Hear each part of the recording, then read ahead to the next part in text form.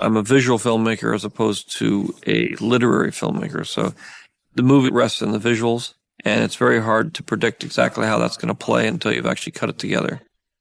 The way I plan a movie is I shoot 95% of it in the original shoot, and then I save a couple of weeks in the spring of the next year, and then I save another week for the fall of the next year. I like to work that way. It gives me a chance to reassess the story and how it's all working. George is very particular about the typography here. He really cares about the spacing of the words and where the line breaks happen. So there were a number of revisions to get it just the way George wanted. How many languages does that end up being? 40 languages altogether. This is one of the classic moments. I never understood George when he said there are heroes on both sides. We talked about it quite a bit, and he gave me a very complicated and quite profound answer, but I never bought it. I never understood why there are heroes on both sides. One tricky thing about these crawls is fine type going off in perspective like this is the pathological case for aliasing. So it's really very difficult to do these on fine lines on a raster grid and to get them not to alias.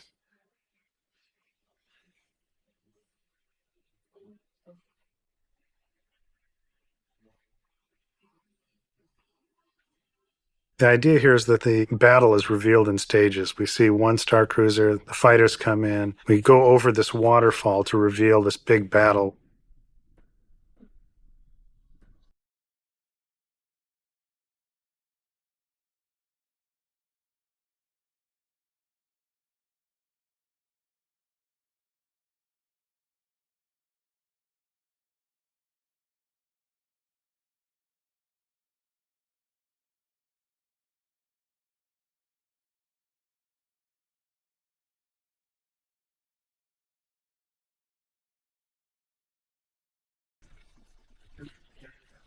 It's kind of shot you really can't storyboard. You really have to see it in motion to get an idea of the scale and the scope and the amount of movement that we're going to need in the small ships and the big ships.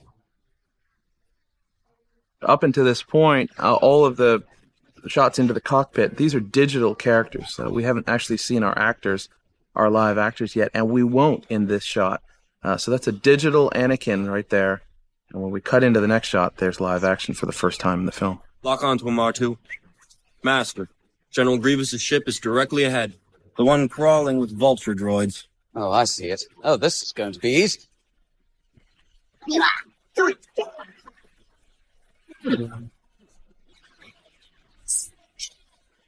was no set at all built for the clone pilots' cockpits. We shot Tamura just against a blue screen. The whole cockpit around him, including his helmet and the rest of his costume, is all computer generated. One of the challenges of the space battle was that George changed the order of the shots, so we had to be always very aware of the continuity of where were the Jedi flying to, what ships had they just passed, were there buzz droids on them at that time, was there any damage to their ships? There were a number of months where we were going back and reanimating or re-rendering shots that we had already had approved by George earlier on. It's a really thrilling process getting to watch all of the digital effects being layered onto the work that we'd previously done. I mean, you work in a bit of a vacuum, and so when you get to go in and you get to see sort of the state of the film evolve, it was really, really exciting me. One, just because it looks amazing, but also because I just remember, getting to see the technology being used in a context that I wasn't necessarily expecting that really had an impact. Missiles, pull up! Great beginning now, isn't it? Fantastic. I'll tell you, one of the interesting things about this whole beginning was that we had the animatics done probably about 2.5, 3 months before we actually began shooting.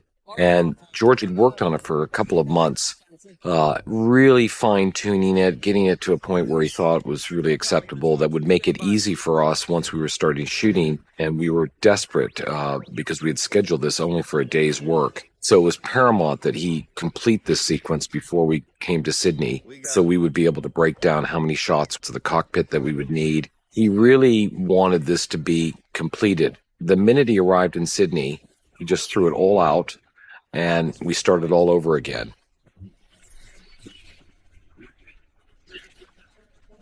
One of the new characters that we got to animate were these buzz droids. You're going to see them hit Anakin's ship, Obi-Wan's ship here in the next couple shots.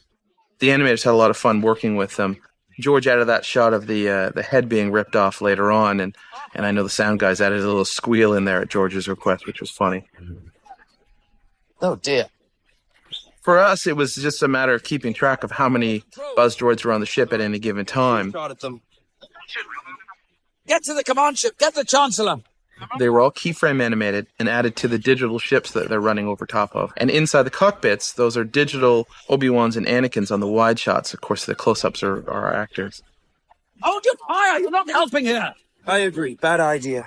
Well, the Jedi Star Cruiser is a new design. It's meant to be reminiscent of the Star Destroyer from Episode 4.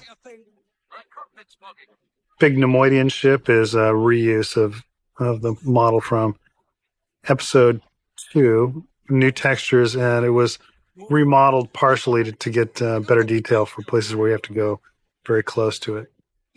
All the other Separatist ships are new designs. Without you, Master.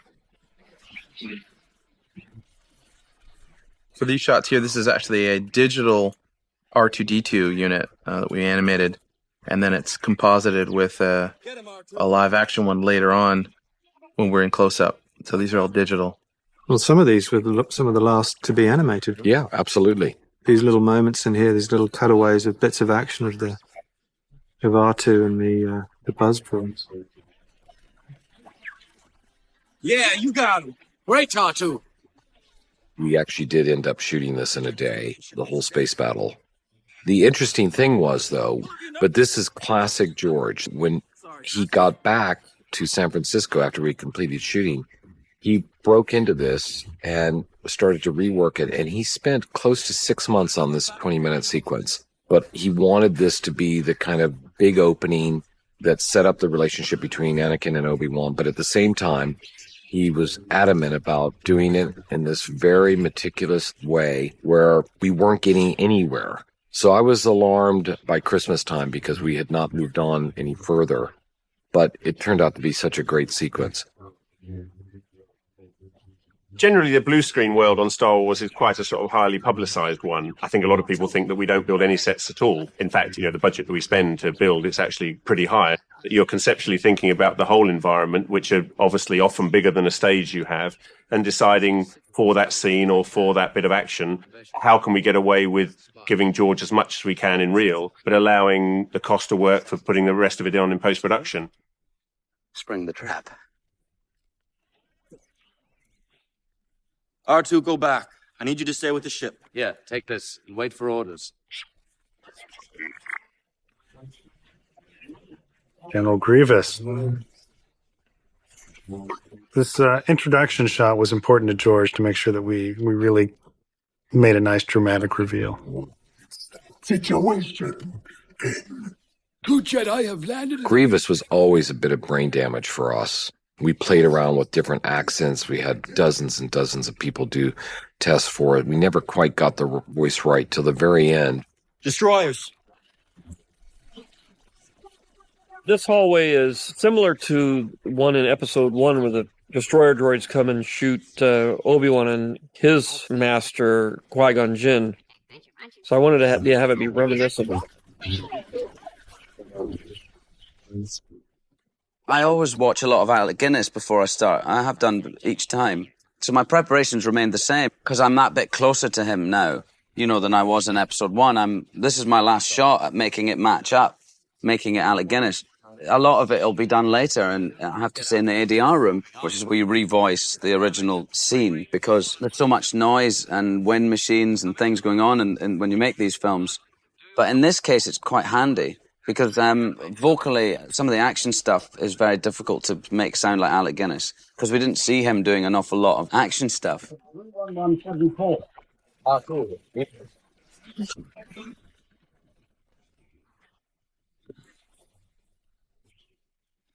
Always on the move. After George got back from Sydney, he spent a lot of time developing the R2-D2 story. R2 got separated from the Jedi early on. And although the script really didn't reflect it other than a passing reference to R2, he always wanted to have R2 have his own adventure on his own, fighting droids and getting in and out of his own cliffhanging situation. And he spent a lot of time, and I spent a lot of time, putting together different R2 scenes of things that would happen to him. And most of that now is taken out. We're down to just a couple things, just what we feel is necessary. Now, that's better. Stupid little Astro droid. This is a digital Anakin leaping across the elevator shaft. Once again, it was impossible to get a stuntman to do that action on cue, and it would be too hard to rig him up. So we did that as a digital character. What was that all about? Well, R2 has been... No wire jokes. Did I say anything? He's trying. I didn't say anything. Yes, R2 with the super battle droids. Very difficult couple of shots here with the spraying oil and the fire to really get this to work. There's a quiet pause in the movie, which allows the drama to build again. And once the fighting starts, we bring the music back. And after seeing it sort of relentlessly action, I felt that these little quiet breaks was a much needed relief.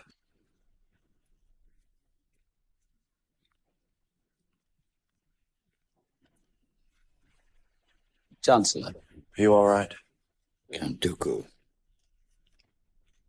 Of interest here is that Christopher Lee was not available when this set was. So whenever you see Christopher, this is a digital set and a digital Christopher Lee leaping off of the platform there.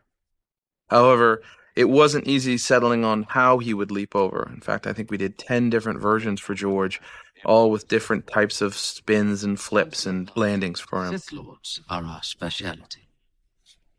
Your swords, please. We don't want to make a mess of things in front of the Chancellor. You won't get away this time, Dooku.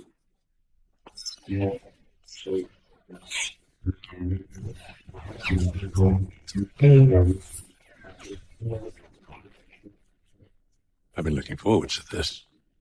My powers have doubled since the last time we met, Count. Always surprise the audience. I have said that by films. Do something they don't expect. And I try to do that. That has actually been done for me in this film, because I've already fought Kenobi and Anakin and beaten them, taken off Anakin's arm and wounded Kenobi. So I've beaten both of them. And I wasn't defeated by Yoda.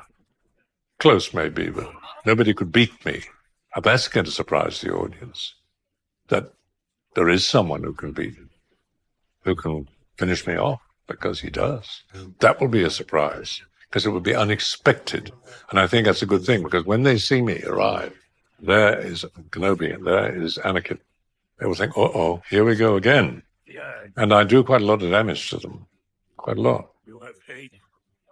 When I do the fights, it would be very easy to just do a fight, just to work out cool moves. But I much prefer to study the script thoroughly, to speak to George as much as I can, to understand the characters. On a film like Star Wars, you have to know not only the characters that are fighting, but all the characters that have taught them to fight. And that way it allows you to follow a line, because all the Jedi are different. So if you're dealing with Anakin or Obi, they both come from the same line. It makes it much easier. It gives you a story through it. So you follow the story of the film, and then the fight takes care of itself. I shouldn't. Do it. It was set up as a test for Anakin, because if he could kill Dooku, then he would make the perfect apprentice for Palpatine, who'd been sort of training him and setting him up and befriending him over the years. Real Christopher Lee. And then a digital head, of course, rolling away, which I was always worried it was a little too graphic, but we did hide it behind the body as quickly as we could. Very natural. He cut off your arm, and you wanted revenge. It wasn't the first time, Anakin. Remember what you told me about your mother? We were doing about 40, 50 shots a week or something, yeah. basically, over 18 months. 18 months, and there's about 23 or something, 2,300 shots in the movie. Yeah, it's just absolutely. But this, the amount of time and detail that goes into all this stuff, it's It's incredible. He seems to be all right. Leave him, or we'll never make it. His fate will be the same as ours. The files are sent to us by a server, so by the time we get back to the ranch where we're editing, we're already starting to talk about, oh my God, you could have the most incredible sound effect here. And then Ben Burt takes a look at it, and then he, his mind is blown, and everybody gets so excited. And every Tuesday and Thursday this happened, this process. It's just a great way to work. All right, activate elevator. I have, since I left film school, have put this one old screen from an old movie recording in every movie, wherever possible. Here comes a Wilhelm moment.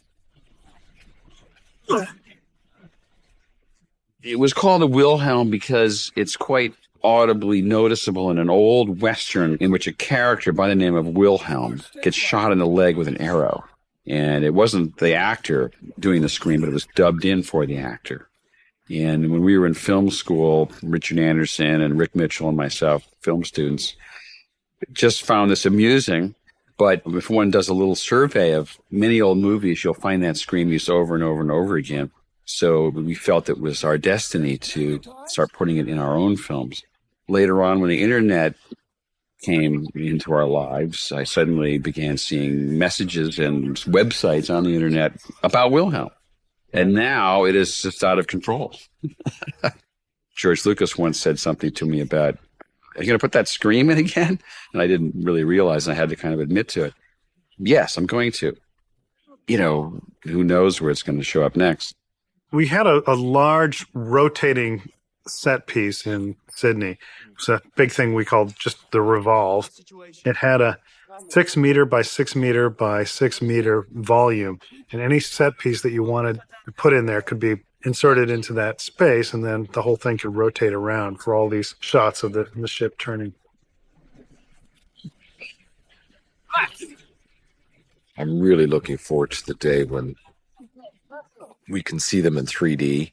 And I think that's going to be so exciting because you can, pull any separate element in the shot and change the perspective of it. And it just gives you such depth. The opening action sequence in the film, the rescue of Palpatine from the Separatist cruiser by the Jedi, it's an hour-long sequence. It's half of a feature film. And I've known for a long time that it was never going to survive as a whole. It couldn't because it was out of proportion to the rest of the story. In some ways, it's a prologue to the real body of the film. So I knew that along the way that some things wouldn't, ultimately make it in the movie. So we've taken the first step now to cut out really 2/3 of it down to a manageable 20 minutes or so, because you really have to get back to Coruscant and start the story.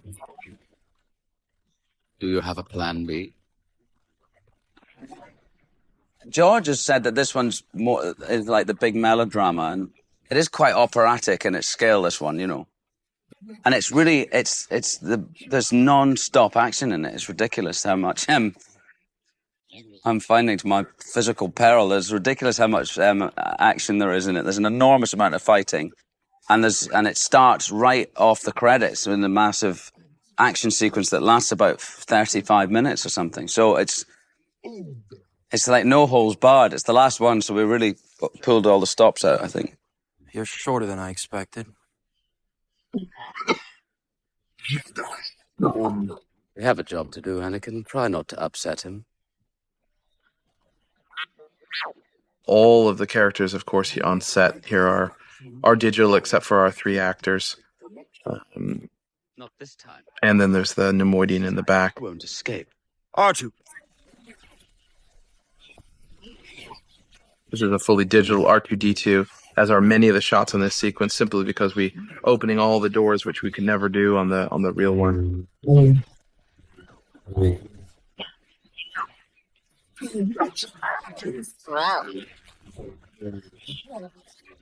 On this, there's much more action than the previous 2. Tried to get a load of stunt people in, and then I needed to get a team of stunt riggers who run ahead of us, making sure everything, is going to work out. We never get enough time, so we have a team that goes ahead of us and tests everything. We test shoot everything. One of the main reasons is that we work at such a pace when we're shooting that we can never rehearse on a set, because the first time we get on it is when we shoot, because they're knocked down and built as we go.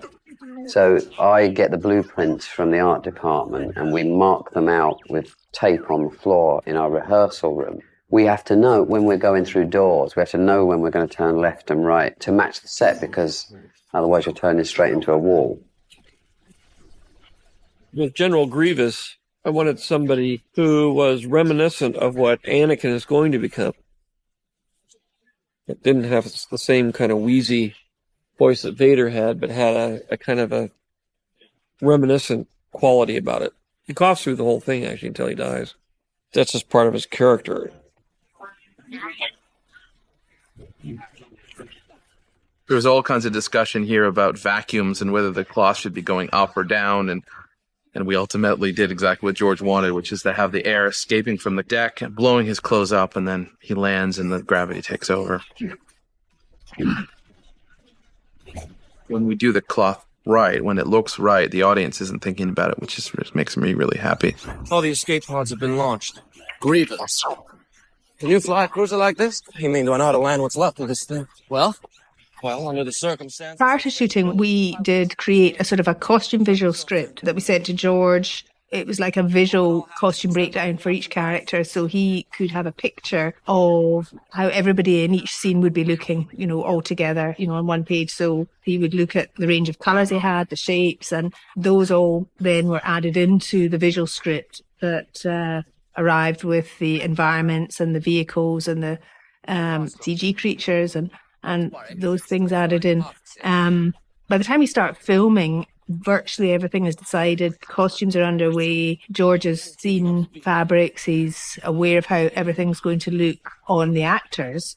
And the visual script is interesting to look at, I think, for people who haven't had 9 months pre-production. So the fantastic that there is that technology now that you can do something like that and have the whole script in a visual form. Oddly enough, this was not the most difficult sequence to pull off. This re-entry into Coruscant. It went relatively smoothly. Didn't it? Yeah. As I recall. I mean, there was some... I remember there were bits and pieces at the end there where John was adding more stuff coming off the ships. And do you remember that? Yeah. A couple of those moments were sort of enhanced a bit. A cameo as the fireship pilot. That's me under the helmet. These shots of the impact and the scraping to a stop were challenged to execute. All the smoke effects and spark and all that sort of thing were hard to do. There goes a couple hundred people. But this is all CG, wasn't it? Yeah, and this is just a remarkable end to it. Yeah. Not a hair out of place.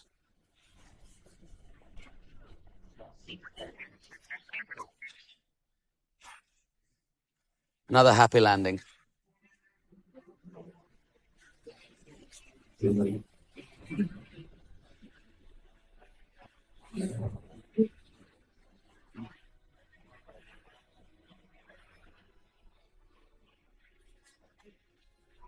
set this up this time so you could see the relationship between the executive office building and the Senate building, because in the other films we never really had a good establishing shot that put those two places in proximity to each other. Are you coming, Master? Oh, no, I'm not brave enough for politics. I have to report to the council. Besides, someone needs to be the poster boy.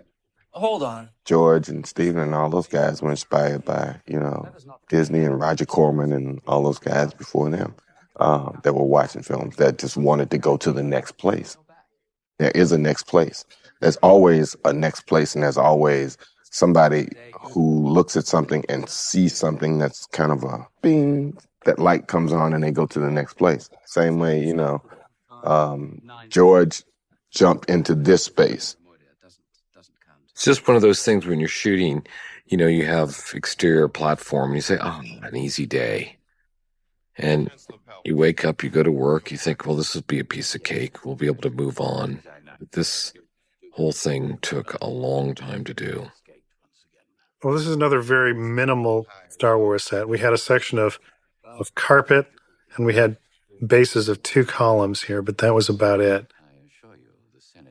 Well, he added dialogue about 8 or 9 months after we completed shooting, and then he restaged the whole area with new characters. One of the kind of treats for me, if you like, is to walk out on the set. I got dressed up round the back, and I went in one side, and 3PO came out the other side. And the whole crew kind of turned around and just stopped. Because I think for them, this iconic figure, this thing they have known for years, was amongst them. 3PO had arrived. Star Wars had arrived, if you like. And of course, I'm peeping at them through these little holes in my eyes,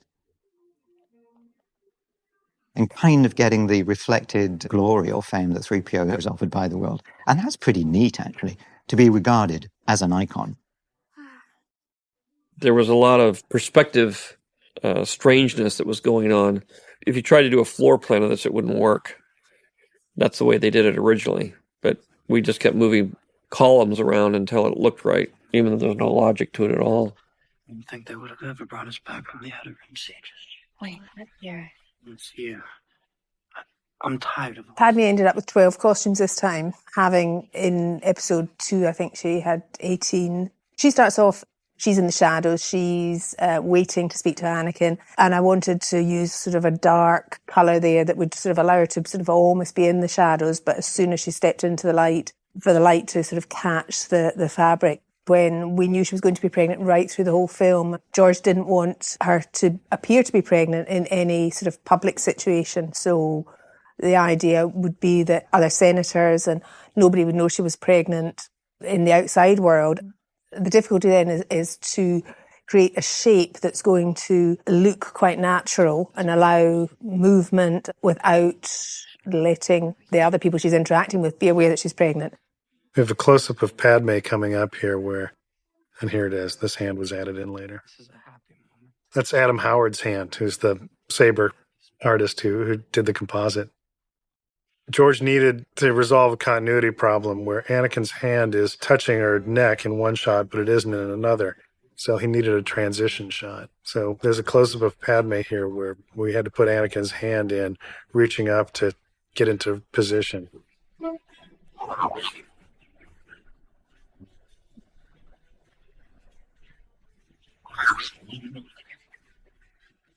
Here we are arriving at Utapau. Really beautiful set of matte paintings done by Brett Northcutt. This is our 2000 scale model, heading towards the computer-generated level 10.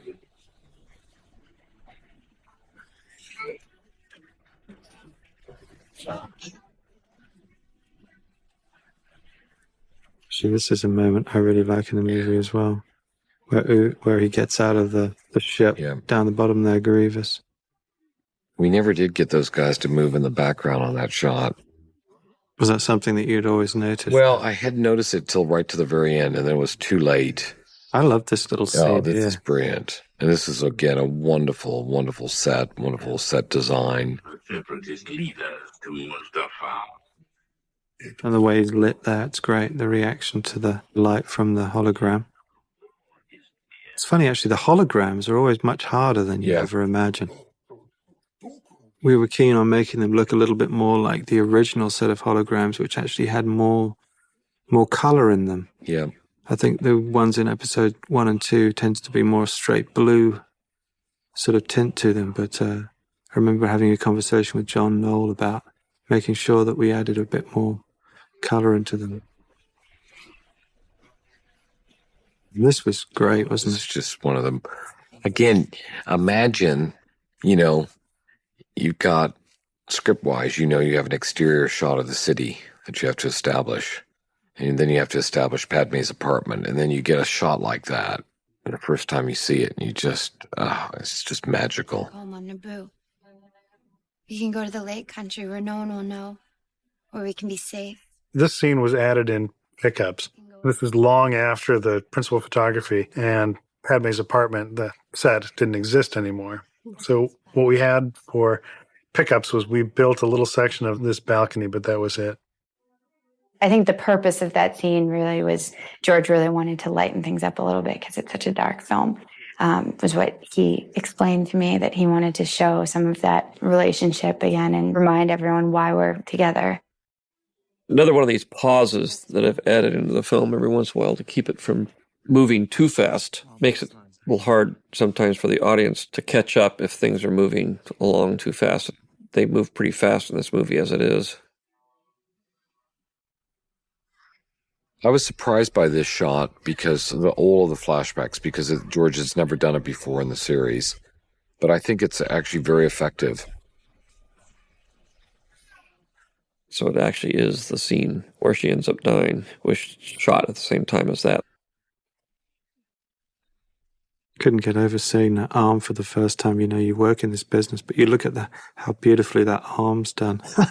You know, the metal arm. Absolutely. Fantastic, isn't it? You know, you just sort of think, wow. We were lucky Hayden arrived here 8 weeks before we started shooting and worked out with us every day. Was also on a brutal exercise routine because he had to get so huge for this one. So he'd work out with us for 4 hours a day, and then he'd go to the gym for 2 or 3 hours and eat all this dreadful food. And in fact, you know, the moment he was done with taking his shirt off in the movie, he never exercised again. Working with Nick is a joy and a pleasure. His energy and sort of what he brings to the table in the rehearsal process of trying to learn the fights is such a, perfect balance of recognizing how much fun it is for us and allowing us to just behave like kids. He'll join in and he'll be the biggest kid of the bunch, but also being able to set a more serious tone. Whereas you feel like you're a professional athlete training for the biggest competition of your life. Hayden's really, really great. It's so funny. I was seeing, someone showed me pictures from episode 2, and he looks so much younger. I mean, he's really physically grown up so much. I mean, his face, and he's really skinny on the last one. Now he's a man now, and he's also, just with his work and his attitude towards his work, he's really wonderful. He's very, very serious actor. So Hayden's character is obviously the one that's really going through the change, and she has to make decisions to cope with that. She wouldn't have lost her man if she wasn't committed to the Republic, because she could have gone with him to the dark side. It was only a dream. I won't let this one become real. This baby will change our lives. I doubt the Queen will continue to allow me to serve in the Senate. And if the Council discovers you're the father, you'll be expelled. I know. Do you think Obi-Wan might be able to help us? We don't need his help. Our baby is a blessing. This is sort of combining being a woman with being a politician, which is an interesting combination we don't see much of.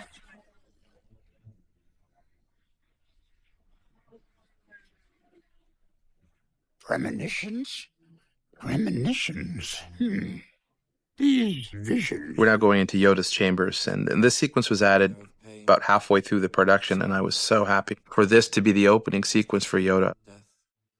One of my contributions to the movie, I went back in and added a couple of lens flares to a couple of these shots, but it was so beautifully done the first time Guy Ken did it.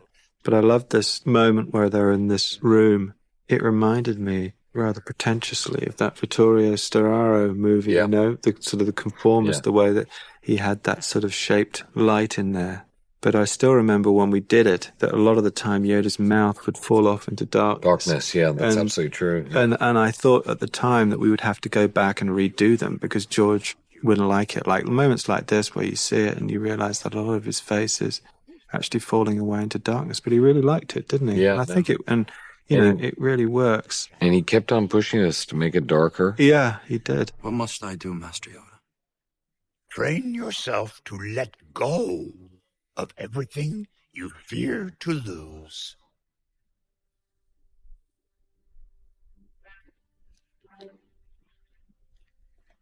Without this scene, it began to appear that Anakin was simply angry that he had been overlooked, or he wasn't moving fast enough up the ladder like it was in the last film. As a petulant teenager, he was always a little ambitious and a little impatient with what was going on, and a little angry.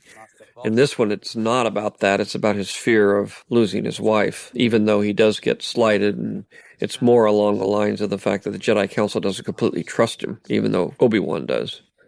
The rest of the Council is still a little dubious of his behavior. It'll make it easier for us to end this war. Be careful of your friend, Palpatine. Be careful of what? He has requested your presence. There's this whole thing about the time of day. And I remember when we were discussing exactly, do you remember that? What time of day certain events would be happening, so that this would be at a certain time of day. And that would mean that, you know, it was sort of full daylight outside and, you know, and all the consequences of those kind of decisions. And one of the hardest things is that George does not pinpoint the exact time for you. It's really loose. It's exterior day. You see, David Tattersall, or DP, doesn't really know what's happening outside that window, and often that does change, even though he set the look a year before that matte painting will be done. I'm depending on you. But this, I remember there were many discussions about the view out the window. Yeah. You know, just getting those kind of things feeling right is just a monumental exercise, especially when you take into consider just how many shots you're working on. The Jedi Council. Me. A master. I'm overwhelmed, sir. But the Council elects its own members. There was a front part of this scene where it's a little bit more explicit that Palpatine is taking direct control over the Council and making Anakin his representative. It's now implied, but it's never stated that clearly.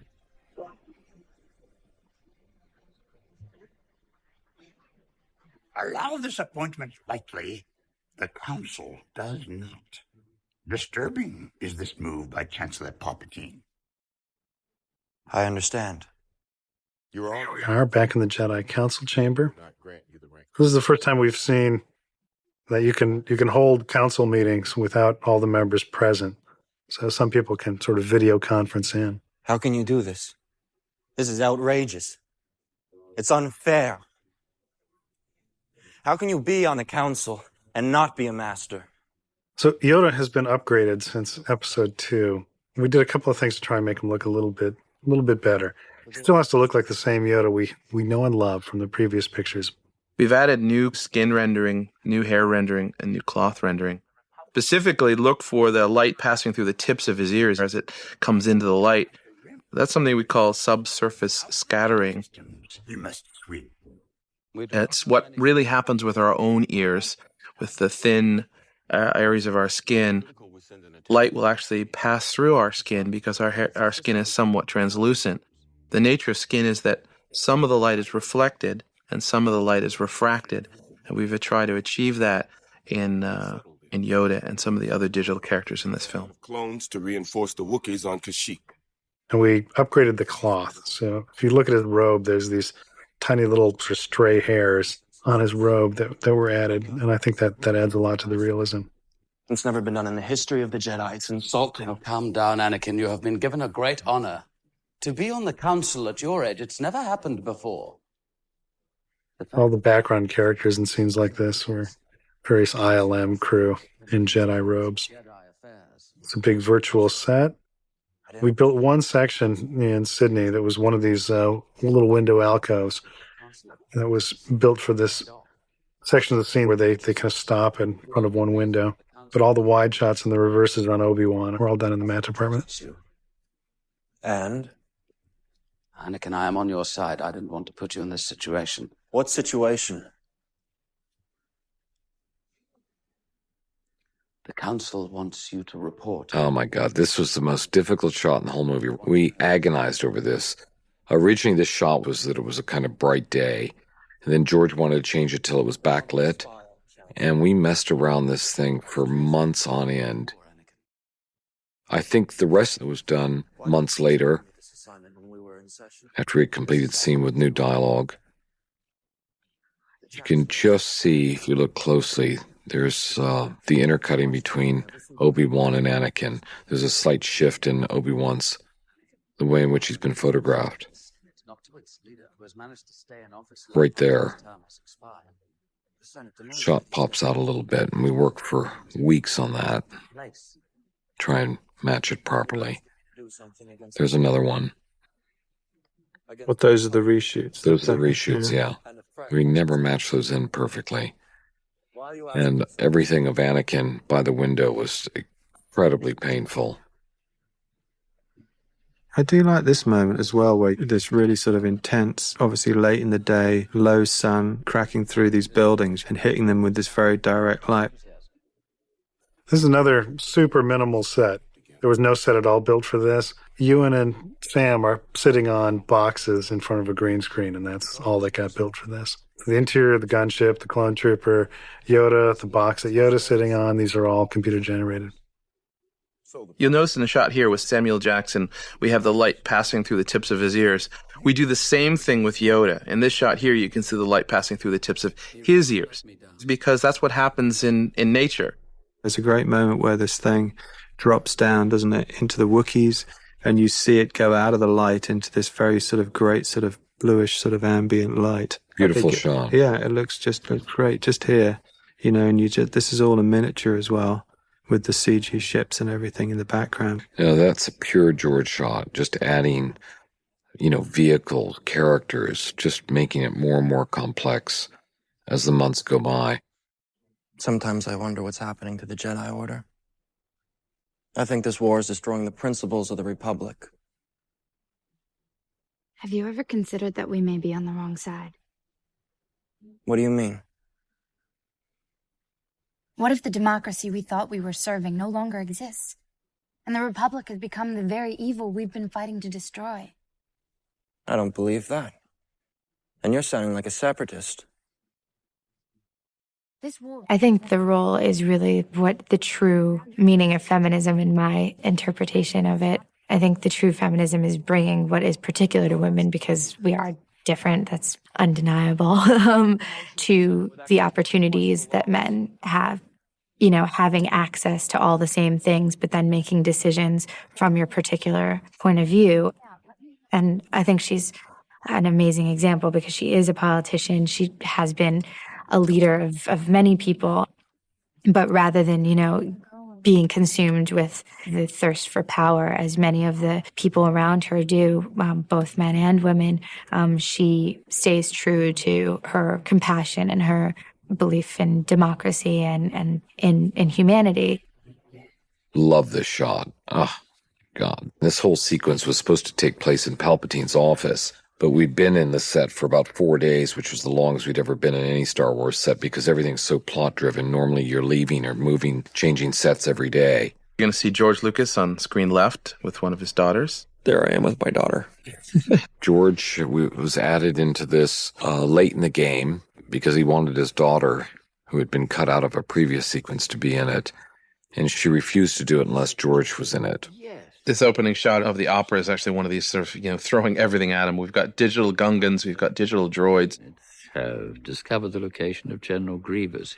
And this was happened on a Tuesday night, and we were all sitting around. It was about 8:30 at night, and suddenly we thought, well, where can we put this sequence? Because we can't spend another 4 or 5 minutes in Palpatine's office. But we were planning to shoot this the next morning at 7 o'clock, and Gavin had gone home. I called him. He quickly got to the studio, and we kind of improvised. And basically what we shot with was just the chairs here in this room, total blue screen. He early on described it as sort of Cirque du Soleil a la Star Wars. This way we're to have it in a more interesting environment, and I think it makes this scene work quite a bit better. If they haven't included you in their plot, they soon will. I'm not sure I understand. You must sense what I have come to suspect. The Jedi Council want control of the Republic. They're planning to betray me. I don't think. I think that, one of the fundamental aspects of Anakin, as much as he is the chosen one and has all these amazing powers and abilities, is that he still is somewhat naive, There's almost an ignorance to him that Palpatine definitely plays on. Anakin's relationship with Palpatine is one of deference and seduction. Because the universe is in a state of war and there's sort of a precarious political balance, Palpatine's been afforded unilateral control over the Senate. And, I think so this powerful position and sort of implied wisdom that goes with it lures Anakin into a very impressionable state with regards to Palpatine. I don't know what to say. Remember back to your early teachings. All who gain power are afraid to lose it. Ian does such an amazing job of playing the puppet master. You know, he pulls each string with such charming yet evil precision. He just does such a good job of it. But it's all really well embodied in one scene at the opera, where Palpatine shares a story, an old Sith tale about this Sith who has acquired these abilities and these powers, which very much impress Anakin at the very core of sort of his fears and desires. This gets the wheels churning, definitely.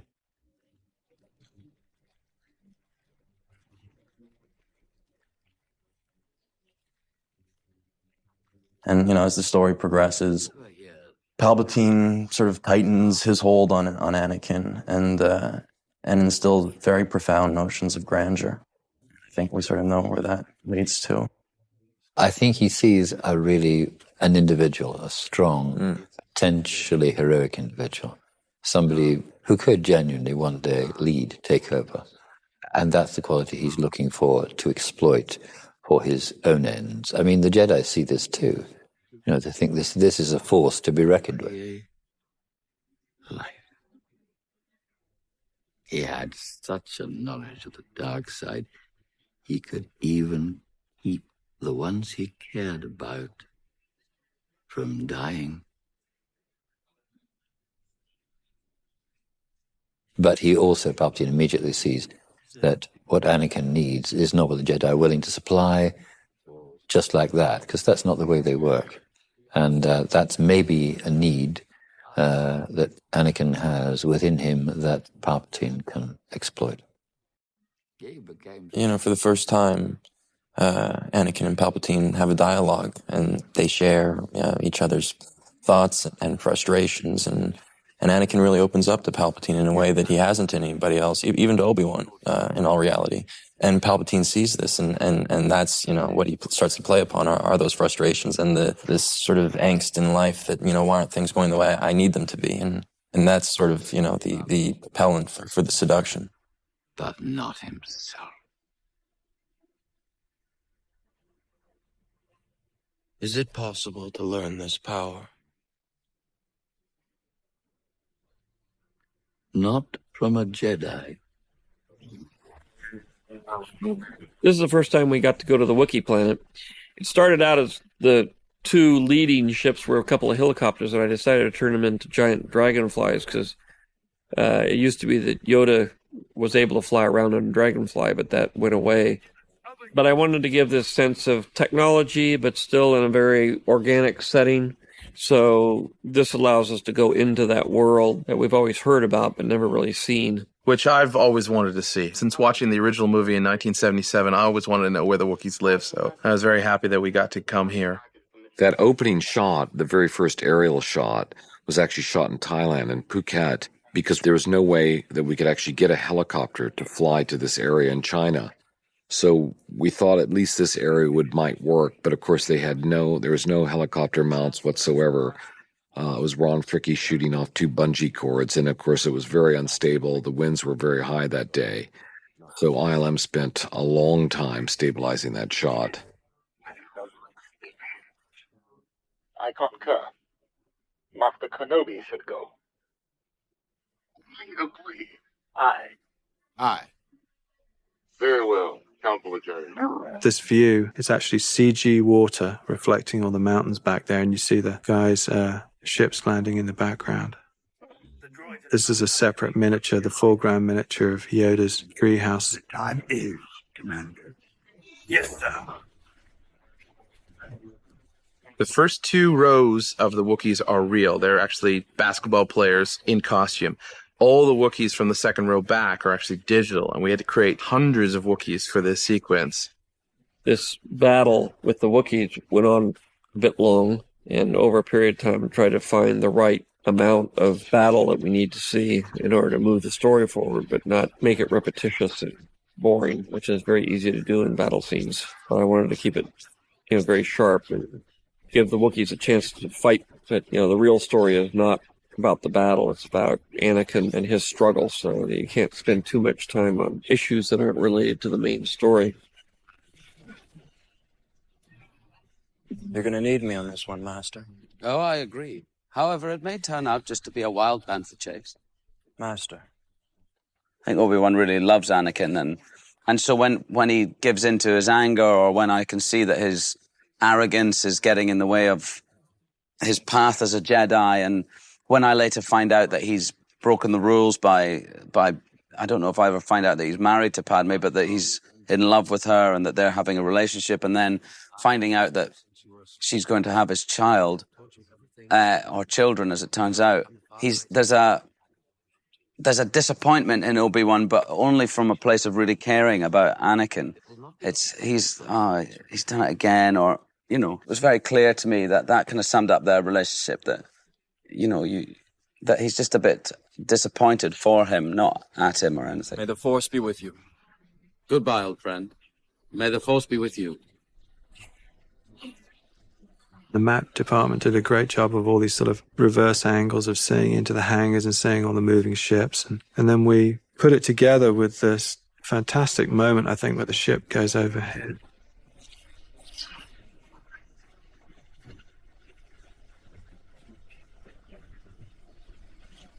Well, fortunately, most of the cities are... This was a scene with a lot of clones, so we had to shoot the same actor over and over again. There's actually two different kinds of clones. One was called Cody and one was called Bodhi. This is a producer's dream shot. Shot on a small stage, blue screen, one practical ship. But yeah, just basically the only thing that was real was just him, wasn't it? Just him and a piece of floor on the ship. Yeah, I had a few cracks at this. This was my Star Trek versus Star Wars moment. Just the way that hyperspace moment is executed, in terms of the amount of streaking. And I remember I put too much streaking on at one point, and it did look actually kind of too much like Star Trek, and we went back and amended it. But I remember George gave me a good laugh by just telling me that I should be careful about those moments.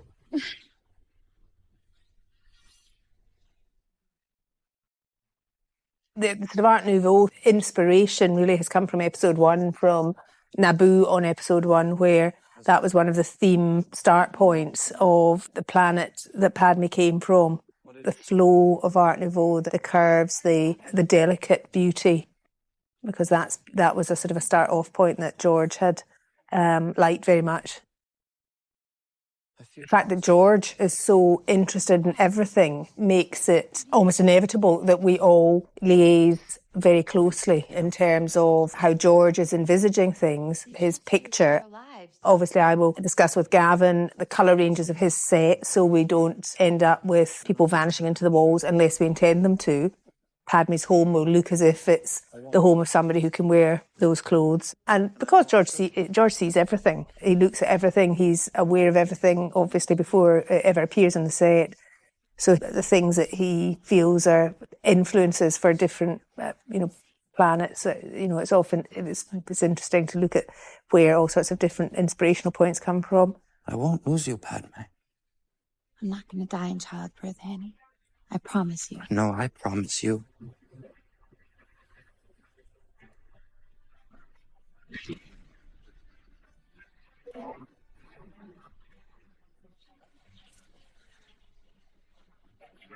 George always wants us going to, sand planet and a snow planet and a jungle planet. For this film, we needed to create a bunch of other planets. So that the art directors created this new planet, which I love, this sinkhole planet. And that there are characters that are native to this world and other characters that are imported. It's sort of undersea, fossil, skeletal, came up with a look for it that is consistent to a culture. Here we are, back on Utapau. Obi-Wan landing on this platform. So this is shot with a 90th scale model. The platform itself that he lands on is computer graphic. Our remote sanctuary. Unfortunately, the war. I think all we're all trying to do is get to the point where a writer can write anything, a director has all the tools in the world to express himself and be able to do anything he imagines. And, from a production point of view, we can actually do it in a really cost-efficient way and do it at a level that is approaching photorealism. We're not there yet, but so close. We are being held hostage. They are watching us. I understand. 10th level. Thousands of battle droids. Tell your people to take shelter. Here's Bruce Spence as Eon Medon, a really good Australian actor who was he was the gyro captain in Road Warrior, and he was the train man in the Matrix sequels. Take the fighter back to the ship. Tell Cody. One of the most difficult things about our films is everything has to be designed. It's just years of serious design work. Look at the costume, the texture in that material. The style of architecture on Utapau is unusual. It's something that isn't like anything else in Star Wars. The structures are meant to kind of resemble bones in a way, but they're meant to be mechanical. Here's our first shot of the lizard pen. Originally, the lizard pen had its own scene where Obi-Wan goes and picks a very specific lizard named Boga. And we get to see through that scene, or we're going to see through that scene, that Obi-Wan has been around these creatures before, that he's very comfortable with them, and so that we know that he knows how to ride these. Later on, that sequence got cut away, so we only now have that one shot where he appears out of the lizard pen. The armies of the Republic trapped us here. We're now on level 10, as we called it in production. This is this big droid sphere that's been nestled into the side of the wall of the Utapau sinkhole. This is where Grievous has all his droids and his armies. And for me, there was just a nice bit of acting here in these close-up shots with Grievous talking to the Separatists. We get to know a little bit more about Grievous in the sequence. Set was all computer generated. Really big, expensive to render set. It's very complicated in that it has a lot of geometry in it, and there's a lot of indirect bounce. This technique where you put a bunch of lights in the scene and they illuminate surfaces, and then those surfaces bounce back into all the other surfaces. And it's called global illumination, and it's very expensive to do. It takes a long time to render the frames. Hello there. I love this shot. Again, from a production point of view, this was a very classic moment for us. I mean, what looks like a huge set. It's really, again, a shot on a very small blue screen stage. And yet you get this feeling that this is, just a huge environment, and it's so photorealistic.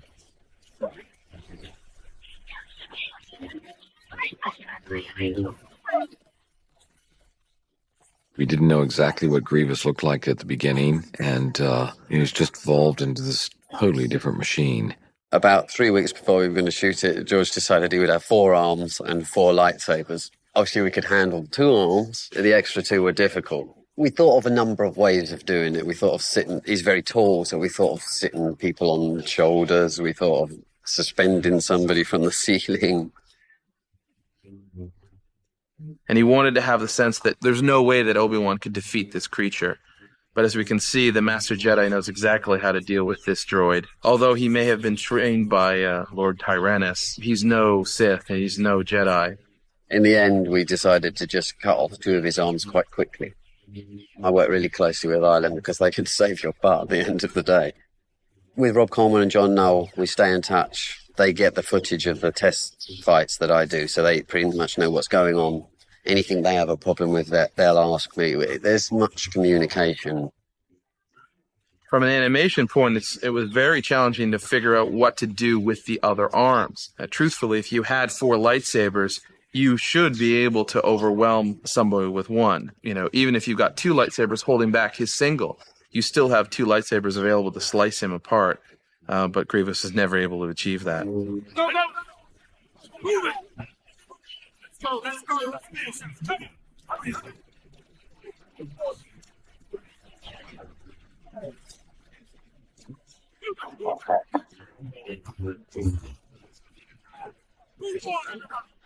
This close-up shot of Grievous turns out to be one of the more computationally expensive shots in the whole sequence. Some of those close-up frames took 40 hours a frame to render. We've had an enormous amount of blue screen or green screen also in this film. And I'll never get used to that. It's really, really hard. But it's fine when you're doing the fighting sequences because really you're so focused and concentrating on the fighting that really it wouldn't matter where you were.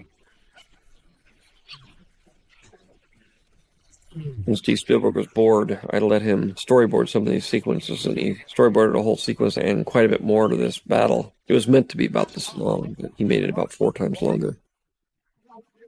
The monowheel is not a Star Wars invention. I've seen real ones. I've seen a 6-foot diameter wheel like that, big mono motorcycle wheel. One of the hardest things to achieve in animation is the blending of an animated character with a live actor.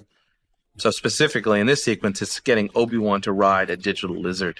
So although he was riding, you can think of it as sort of a big blue barrel, that was being moved around by the special effects guys on set. It never really was in the same cadence as what the lizard was going to be moving like. So although we were more successful with the integration, I'm always looking to try and make it better. Deliver this report to the Chancellor. His reaction will give us a clue. George and I discussed what was going to happen in this film. We know who's left when episode 4 starts, or what we know as the original Star Wars. And he said, well, you're pretty much the only important character that I can actually kill off. So it's got to happen in a way that forces Anakin to make a choice, and it's got to be done in such a way that we all know that he has made the wrong choice, or he's going to the dark side, because everybody knows what happens anyway. We'll have to take control of the Senate in order to secure a peaceful transition. I have pretty much been one of his sort of adversaries since he showed up, since he was a little kid. I've had my doubts about him and about his ability to adhere to the Jedi rules. So I guess it's only fitting that I'm the person that, is there when he finally makes that choice. Engage General Grievous. You can only hope that Master Kenobi is up to the challenge. This little part of this scene, interestingly enough, was shot a little bit later.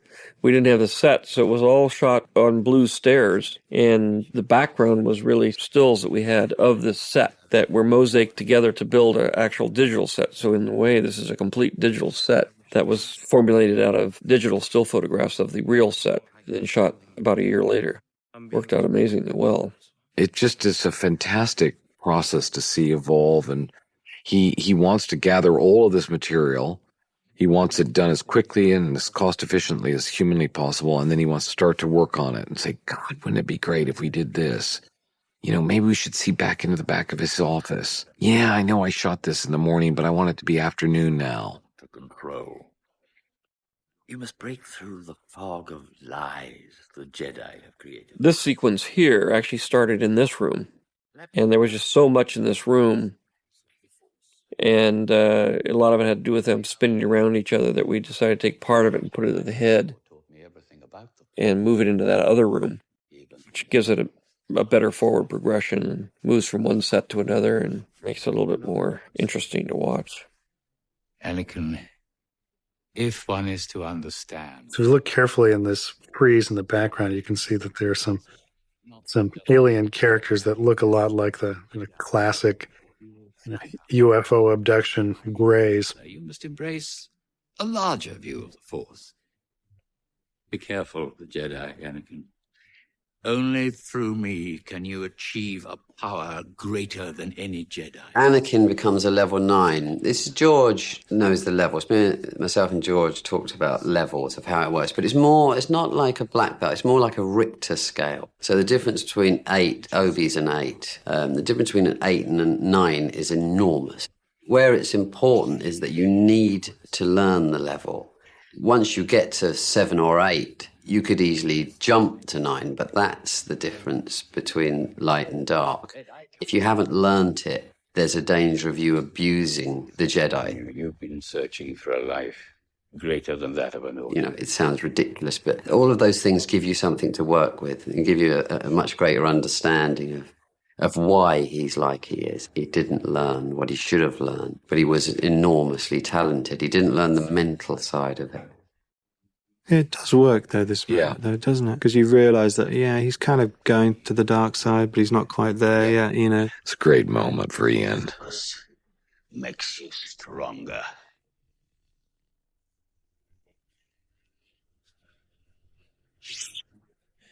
I'm going to turn you over to the Jedi Council. Of course, you should.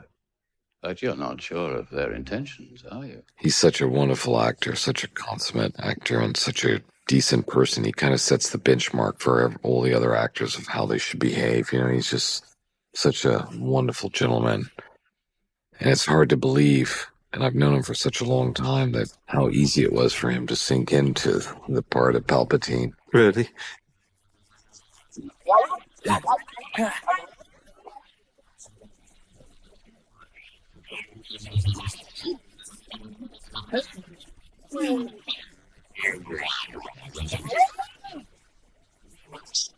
This is one of those sequences that I wish I had been able to include more of it. The story sort of demands that we don't do more of it, but we had a lot of fun designing various pieces of this that ultimately couldn't be shot. There's a lot in a script when you write a script that you have to keep monitoring, cutting things down to focus on where the story is. It's very easy to get sidetracked.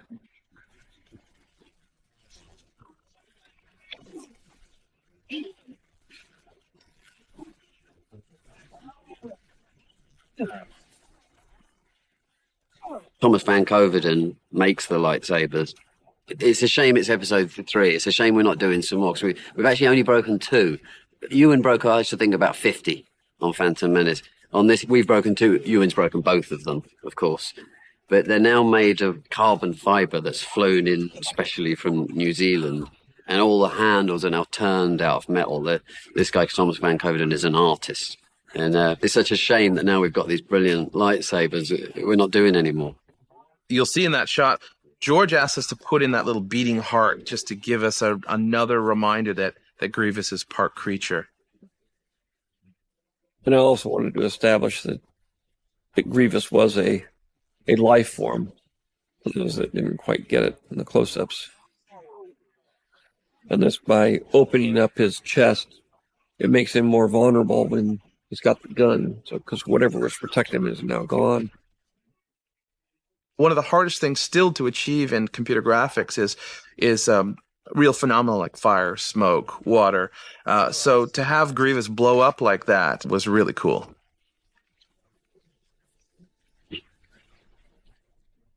Master Windu, I must talk to you. Skywalker, we just received word that Obi-Wan has destroyed General Grievous. We're on our way to make sure the Chancellor returns emergency power back to the Senate. He won't give up his power. I've just learned a terrible truth. I think Chancellor Palpatine is a Sith Lord. This was a pickup shot that we did late in the game. It's just again shot on a blue screen. Yeah, everything you see in the background is basically CG or a sort of digital matte painting with this sort of dimension with all these different elements of, various ILM people actually dressed up as maintenance workers and bits of steam and smoke and all those sort of things. Master, the Chancellor is very powerful. You'll need my help if you're going to arrest him. For your own good, stay out of this affair. I sense a great... That was a very easy shoot, shot 2 or 3 hours. That would have taken us years ago, months to build that set. Spent probably close to $1 million recreating the ships and everything else. And it only lasts for a minute and a half. And the level of craftsmanship, the level of the quality of light, the level of the quality of the painting is just remarkable. Yes, Master.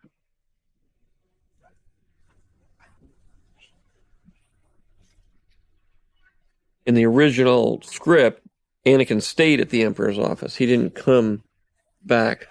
So he was always there, which didn't work dramatically that well. And in rehearsals and laying things out, it became apparent that wasn't working very well.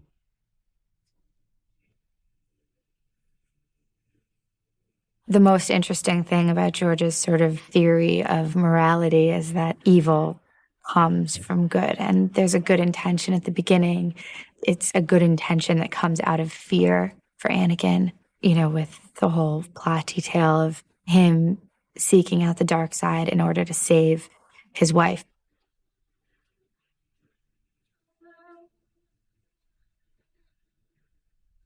if she had some different concept of morality, she could have followed him and stayed, loving him or whatever.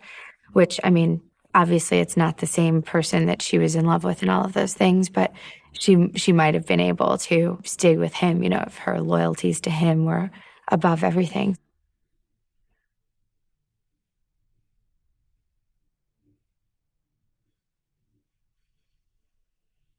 It is sort of the last piece in the puzzle. I mean, it's got the interlocking plot details to sort of make everything click with episode 4. But at the same time, I think it's really the most dramatic out of any of the 5 that have been out so far. And I think this is sort of like the tragedy of the series. If you could characterize, introduction, romance, action, another romance, going through. This is sort of the tragedy that anchors the entire piece.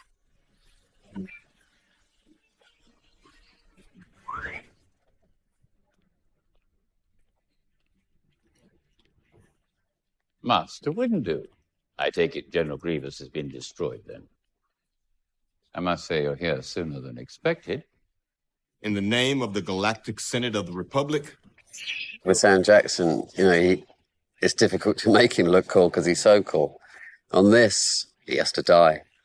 And, Sam didn't want to die like a wimp. I don't think any of us wanted Sam to die like a wimp. Sam certainly wasn't going to die like a wimp. So he did a fantastic fight. It's like a 100-move fight. He came in late. We only got him for 4 days because of his, he was shooting another movie. But we managed to crank up the reggae and the funk in the rehearsal room and make him plenty of tea, kept him on his toes. And I think that fight's phenomenal. Mace, it has a dark side to him too. Mace is always going to attack. And if he gets within 3 feet of you, you're likely to get killed.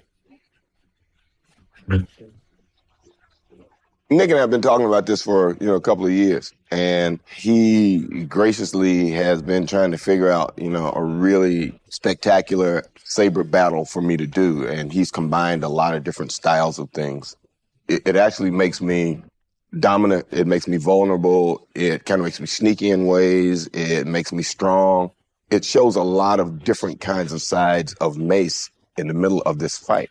And Nick, the wonderful and kind, gentle taskmaster that he is, has always been my biggest cheerleader.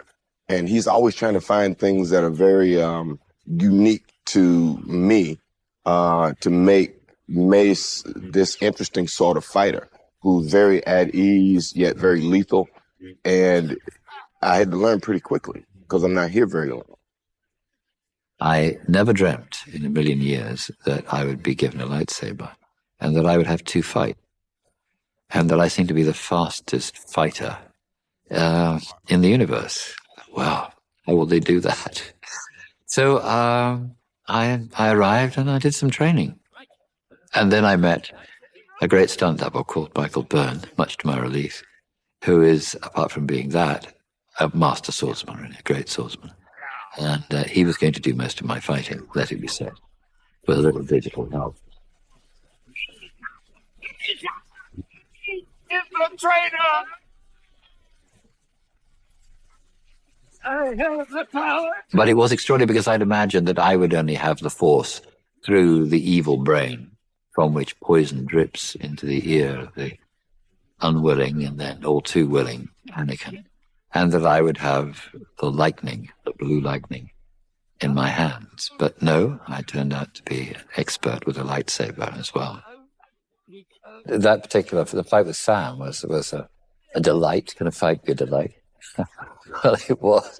And he would say very relaxing things to me because, of course, I'd want to be extremely vicious and aggressive. It was my character, and I am extremely vicious and aggressive in that scene. But he would remind me that those blades are not great broadswords. They're really rather light things. And so dexterity was more important than, weight and strength. And his phrase to me was, Ian, tap, tap, tap, tap. And it was great advice. And I kept thinking to myself, yeah, tap, tap, tap. Got me through. Please don't. I need him. Please don't. It's almost like I've practiced for this death all my life, mainly because I've been doing this death scene all my life in various forms.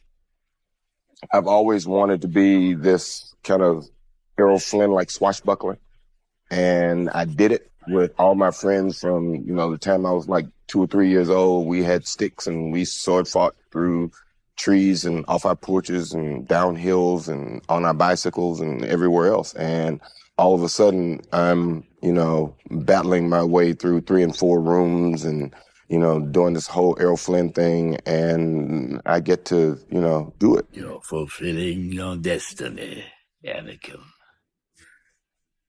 Become my apprentice. Learn to use. I think, the fact that this character that represents all these bad, evil things, I will do whatever you ask, is actually a product of ill-informed idea of what is required of him to fulfill his prophecy. I mean, he believes that he's the chosen one. So there are those inherent sort of egotistical perspectives that he exhibits, probably more so in episode 2 than in episode 3. But that determination to set things right, even though he's going about it all the wrong ways, is still really powerful. So I think that's, sort of what makes him such a strong character prior to actually turning into Darth.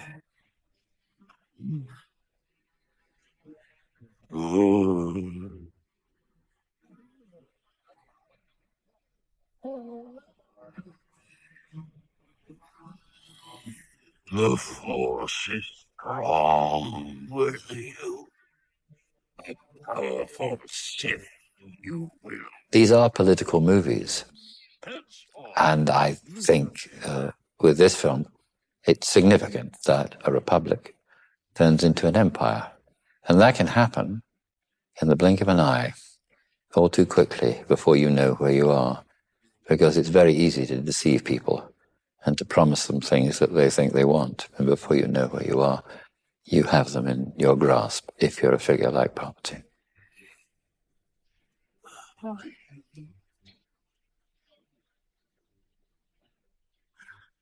It's an interesting paradox. Actors come across this all the time. But when Palpatine is, as it were, himself, more of my face, that's the mask.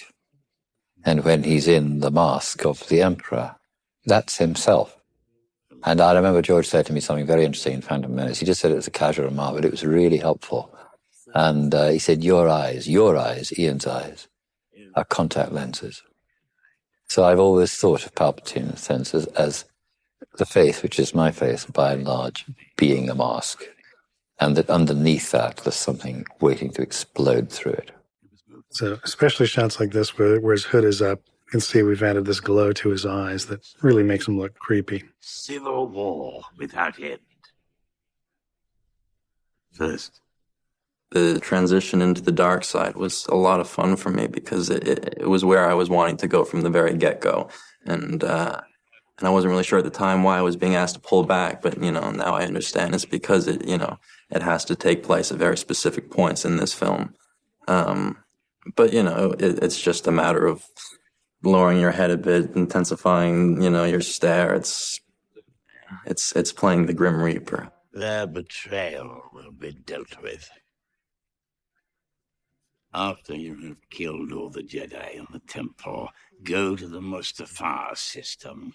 Wipe out Viceroy Gunray and the others. It's interesting to see how culturally 2 different sets of actors deal with blue screen. English actors who have had a lot of stage experience have absolutely no problem whatsoever working on blue or green screen. They are often in rehearsals on plays and gymnasiums, schoolrooms, without any props to their costumes, so they use their imagination a lot. But to be fair, with Natalie, Ewan, and Hayden, they really got into it very quickly.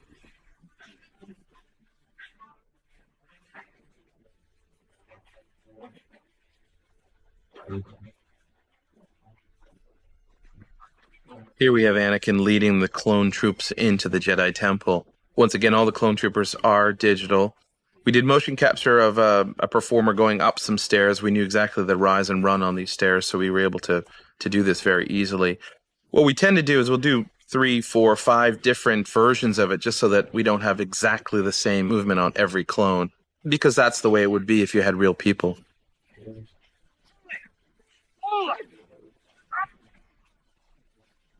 Here we are in the battle in Utapau. They're fun shots to do. There's a lot of action going on there with flying vehicles and explosions and smoke and laser fire and all kinds of good stuff.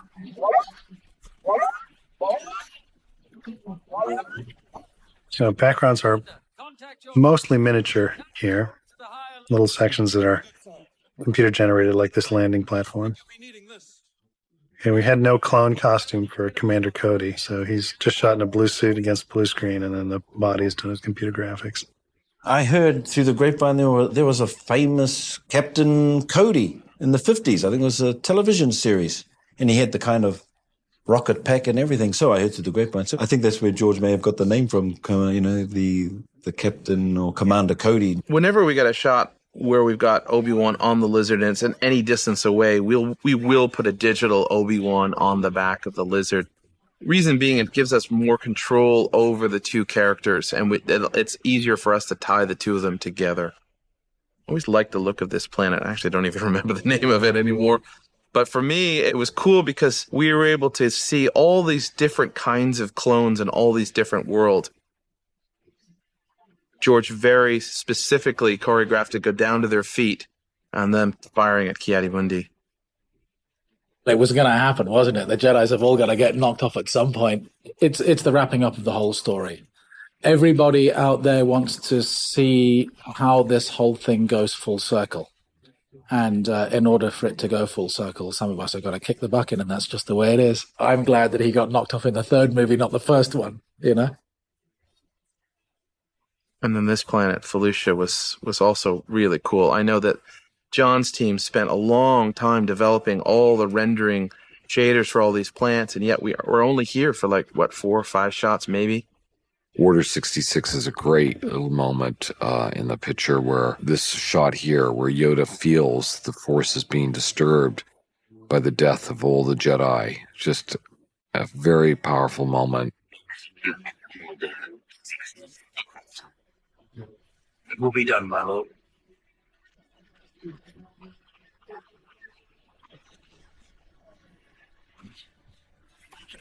The process is this. Every Tuesday and Thursday, George and I would go to ILM, and it's a remarkable kind of event. We just get to go in the theater, and John and Roger show us shots. Sometimes it'll be 15, 20, sometimes 30 shots, and it gets more and more shots each week as we progressively get close to the deadline.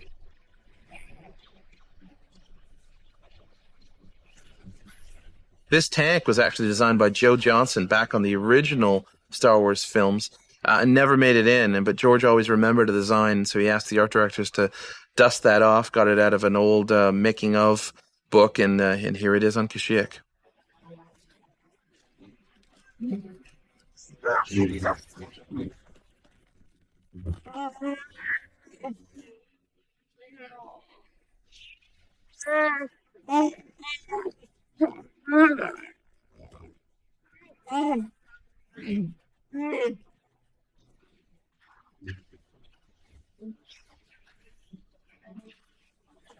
Whoa, baby, this was it's a killer moment, isn't it? This was a really interesting So to moment. speak. This was done as a pickup.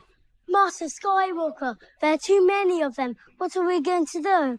This little boy has a magical moment. There's just something that he turns when he sees the lightsaber come on. That was the first take. We knew we had it, and great moment. Return to the Jedi Temple. Don't worry.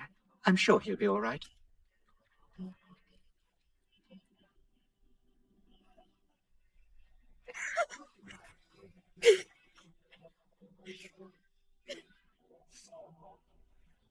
Love this shot. Yeah, it's terrific. This is a miniature of the Jedi Temple with this matte painting and CG pieces in here, and obviously the CG guards coming out to meet him here on the platform. I'm happy that I got to do a little bit more in this one, of course. You know, I knew going in that this character was a politician and that he would go through some kind of transformation and that he would interface with all of the major characters in some way, help to progress the storyline.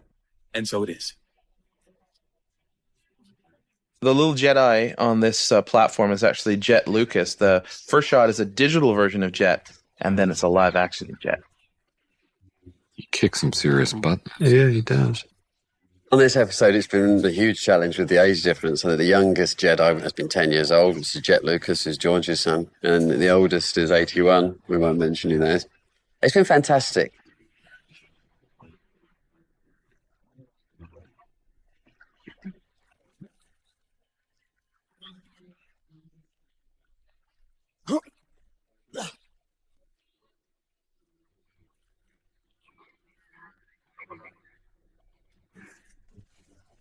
Well, this was done all day for night, back on Kashyyyk. I like the headlamp things on these walkers. For me, one of the curses of computer animation is that it can look too smooth, or as we say, too spliny.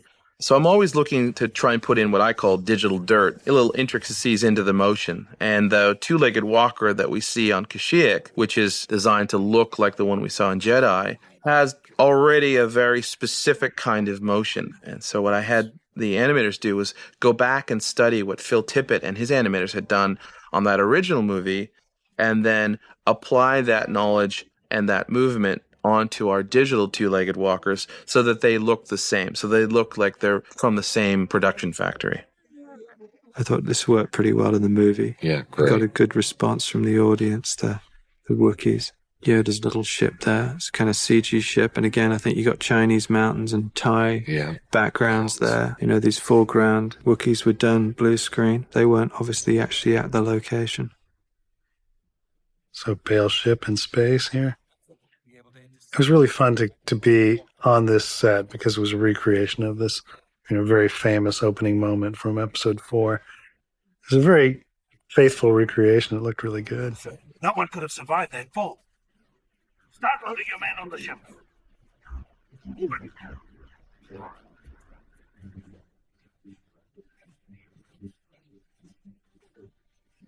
Here we are, back on Utapau. Clones are all looking for Obi-Wan. Luckily, Obi-Wan knows where there's an unused vehicle standing by. I like the design. It's a very sort of aggressive look.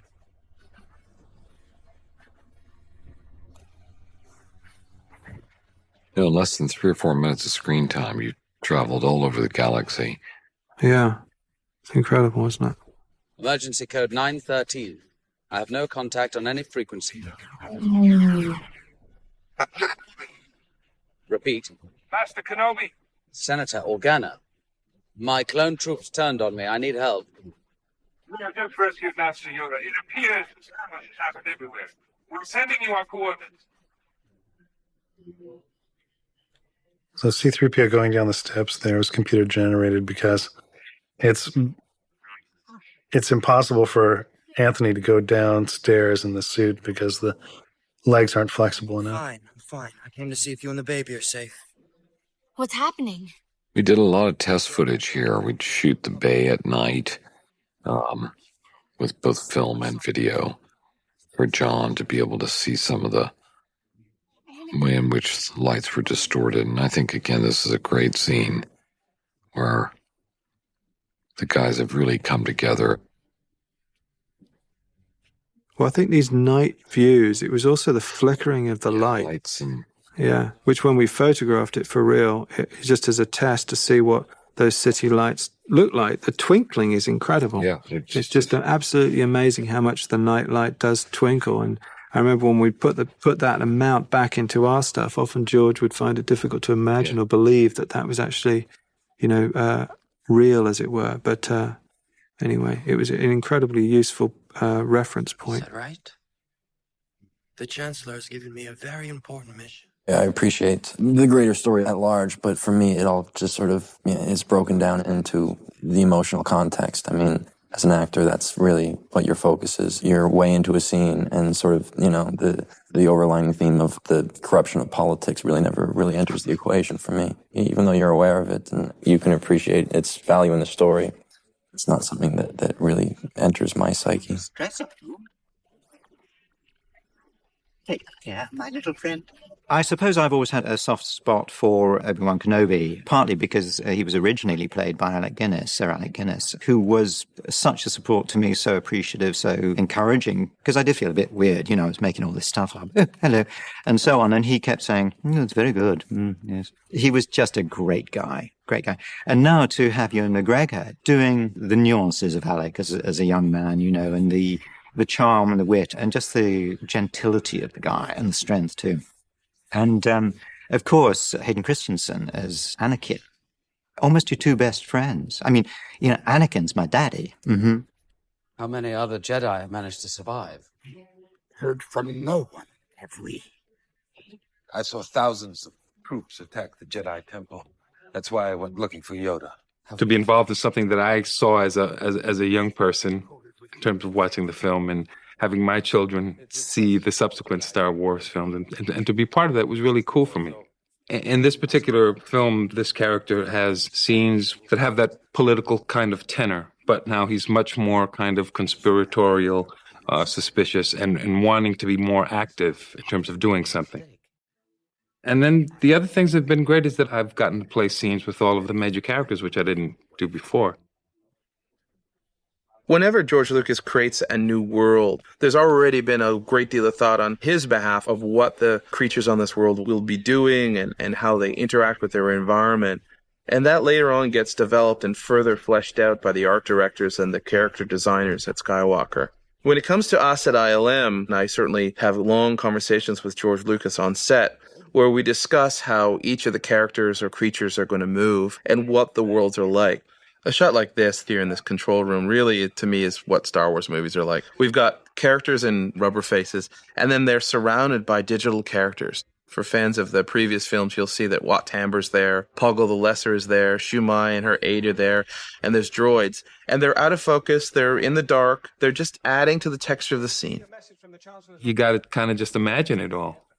George is really good about explaining stuff in terms of what we will be perceiving. And they've got the best people around in terms of sketch artists and computer graphics. And so it's all kind of like planned out. And he's got this huge book that you can look at and just see what to some extent, of course it's going to be tweaked, but to what extent the city is supposed to look like. If a special session of Congress there is, easier for us to enter the Jedi Temple it will be.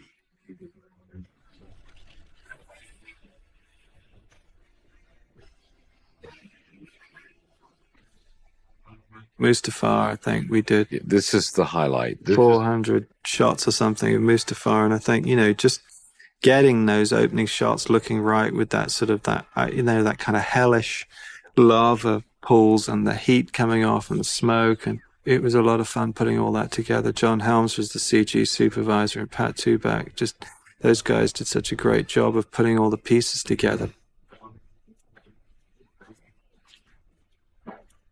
R2, stay with the ship.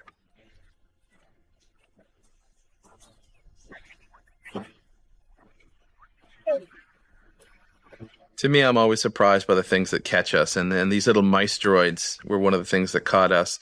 We actually had to animate these things sort of 10 different times for George. He had a very specific idea in his mind if they would be running out in front of Anakin before he came in. And it took us a while to figure out, exactly what he wanted. People probably don't think that something like that would take a number of days, but in fact it did. There's a shot coming up here where Yoda throws his lightsaber. Originally, when the animator presented it to me, I'd said, well, we've never really seen him do that before. But Sean said, well, we've actually seen this in the video games before, and in fact, we see Vader do it in the original movies. So we presented it to George, and he said, well, I think it's a little too much. But Rick McCallum felt very strongly that action was exactly the kind of note that we needed at that moment. So we took the shot back to George again a couple weeks later, and George agreed. And so the shot is in the movie.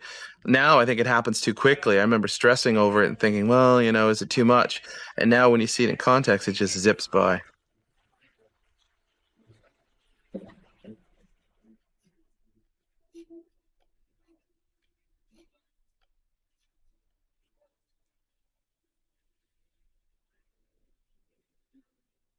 Not even the younglings survived. Killed not by clones. In talking about that whole political backdrop, George is really very quite eloquent, much more so than I will ever be, about the whole demise of, how you start as a republic and then without the proper checks and balances, total power can corrupt totally, and that's basically what happens.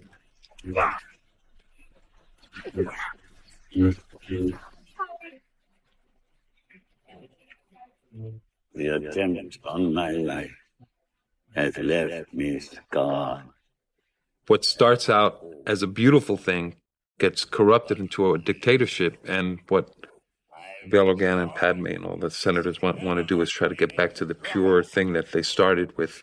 Even if it means that at some point you then become, I talk about being a separatist. I'm not trying to be a separatist. Even if you then become the rebel to try to keep that purity that you started out with, which was democracy. In order to ensure the security and continuing stability, the Republic will be reorganized into the First Galactic Empire. The real black heart of the film is Palpatine, and Darth Vader's heart isn't black. It's been tarnished, and his soul's been twisted. And maybe like Faust, he wanted it and wasn't prepared to think through the consequences. I'm sure George would say that's where he went wrong. The war is over. Everyone he killed, we had to find we were doing these different wounds, with the slashes and the cuts and everything else, making those look real. This is another great environment. Again, only on the screen for a few moments, but it's just a great set. Even though we did this twice, John was never happy with the original version. I think it ended up as a miniature, didn't it? Yeah. At this point, we wanted the audience to feel that Yoda wanted to go, that he wanted to leave this room. He starts to walk there. And he's called back by Obi-Wan. He knows what Obi-Wan wants to do, and he really would rather if Obi-Wan didn't. Obi-Wan wants to see what's on the hologram, and at this point, it's really important to Yoda that he not see it. Yoda knows that it's Anakin, that it's Vader. I am appearing in this movie only as a hologram. George insisted on it. I tried desperately to be a handmaiden, but he said that my figure had gone now, and I wasn't going to kid anybody. When I had my scene with Nick, and he's playing, a Jedi instructor, where I go in and I kill these 2 Jedi children and kill him. It was one of those cases of, the master and the apprentice overthrowing the master. So, that was my scene to say, I've taken you now. But we just, we had so much fun with it. I clipped him with my lightsaber right in the forehead and gave him a little gash, and it was an accident. I didn't mean to do it. And then the next take, he smacked me right in the hand and got me right back. And so it was, we made sure we had fun. It was rather upsetting that the person I trained, considering I trained them all, killed me in this movie. If we hadn't been filming it, he wouldn't have stood a chance. It's choreographed, I have to die. Otherwise, he wouldn't have stood a chance. Part of the deal I said if I was going to be in it was that I wanted my own Jedi name. And I told him what that was. He never worked it out that it was actually my name backwards. So I got my name backwards in the script, which I'm quite pleased about. When was the last time you saw him? It was so exciting to get to do real substantive scenes with you in this time, because I just respect him so much as an actor, and he's also so fun to work with. He's got such a good energy and sense of humor and everything. But it was problematic because all of our, relationship developed off screen. So between episode 2 and episode 3, we've sort of become friends to the point where he feels comfortable coming to me and telling me things that are, very personal and very dramatic and life-changing sort of things. So it was really interesting to sort of go through that process of figuring out, what have we been through before? Have we ever hung out alone? Have we only been, friends through Anakin? Do we have a relationship separate from that, and how would we greet each other? Things like that were interesting. And then that particular scene where he comes and tells me was also interesting because obviously that's sort of the moment when he's closest to me and he takes, a chance trusting me. So he must have this sense that I'm on the same side as him. Padme, I must find him. It was a rather beautiful set, and it was quite an intimate scene with Natalie and I. It was very nice. Quite an emotional scene in terms of I'm telling her something I know she wouldn't want to hear. She's got to hear terrible news about the person that she loves. So it was quite an emotional scene that I haven't had to play necessarily in these films before.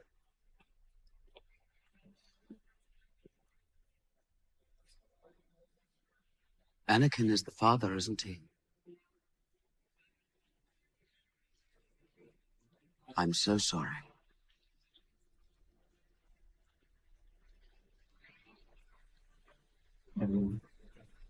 So here's this wide shot of Mustafar. My feeling was all the time was to get this sort of underlit thing going, which I thought was just perfect because of the horror aspect, the classic horror underlit look for the majority of Mustafar. And just you see these kind of shots and the way that the scene is lit from That's below. Dante's Inferno. Yeah, exactly. And it does work so well. I mean, all of the architecture of the buildings and everything, that's just all done in CG, but the actual lava surface down there is done as a miniature and all the rocks and everything. And then we'd add in all of these different little elements to give it some scale. Actually, this lens flare on the wing is fantastic, isn't it?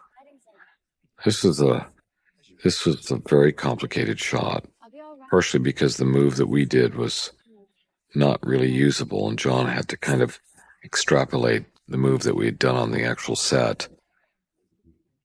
But I think this and the reverse shot is just one of our final shots. But now all of this interior is actually ripped off from episode 1 or 2. Isn't it?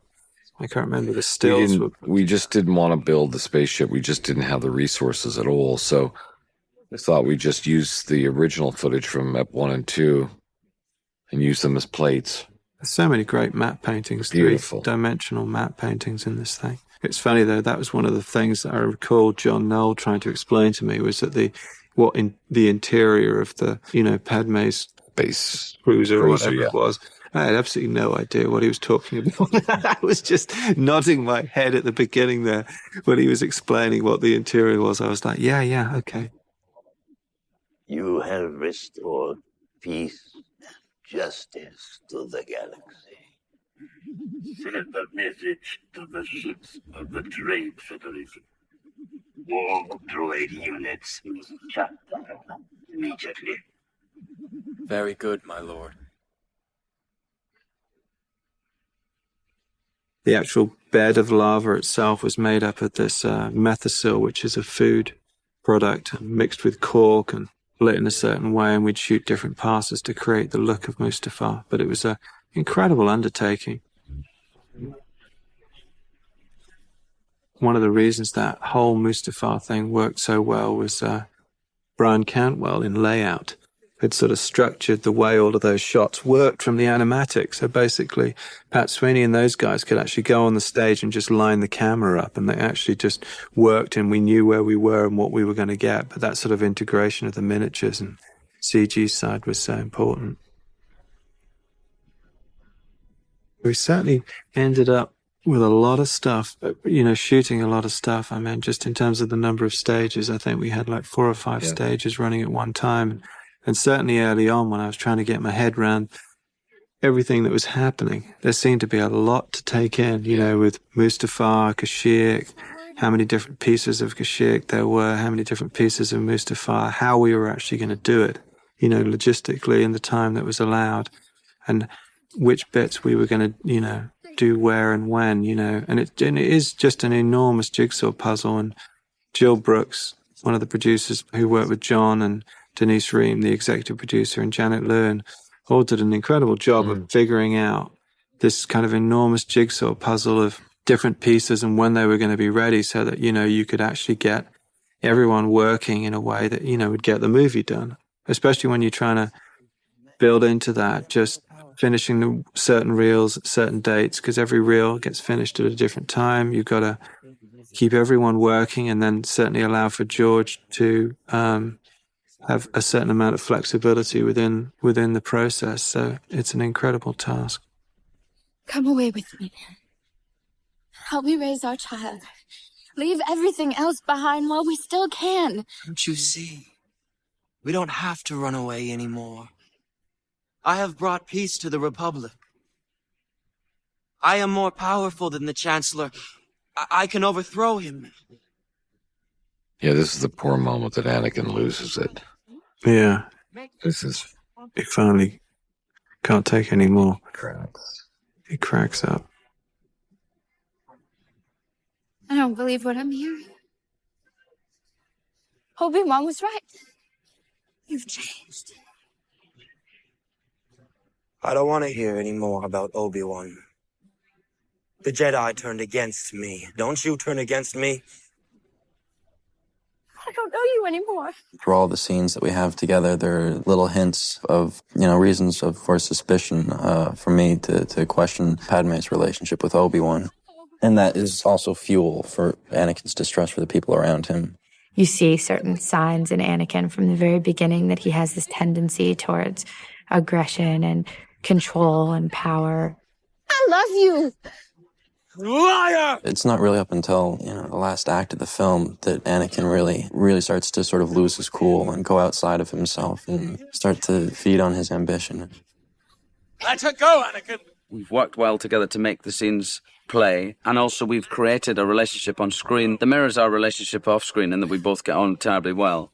But we've made Obi-Wan Kenobi and Anakin have a bond that needs to be there in order to make the original trilogy work. You turned her against me! You have done that yourself! There's betrayal, and that Obi-Wan Kenobi's lost his best friend to the dark side, to the evil side. Me! Your anger and your lust for power have already done that. Learning the fights, it wasn't really that difficult. Nick had sort of outdone himself this time around. He choreographed a pretty spectacular fight, which was exciting to get to learn all the different bits, so that you could sort of piece it together in your own head. So every day I was eager to come in and learn a new bit. And then when Ewan got here, he has a lot of fighting to do outside of that fight. So I think he spent a bit of time on his own, even when I was about. But, we trained together and had a laugh all the while and couldn't wait to get to shoot it. There's a few sections which were our favorites, which, even throughout the duration of the film, we'd just sort of step aside and grab a couple of lightsabers and have a play. If you're not with me, then you're my enemy. Only a Sith deals in absolutes. I will do what I must. You will try.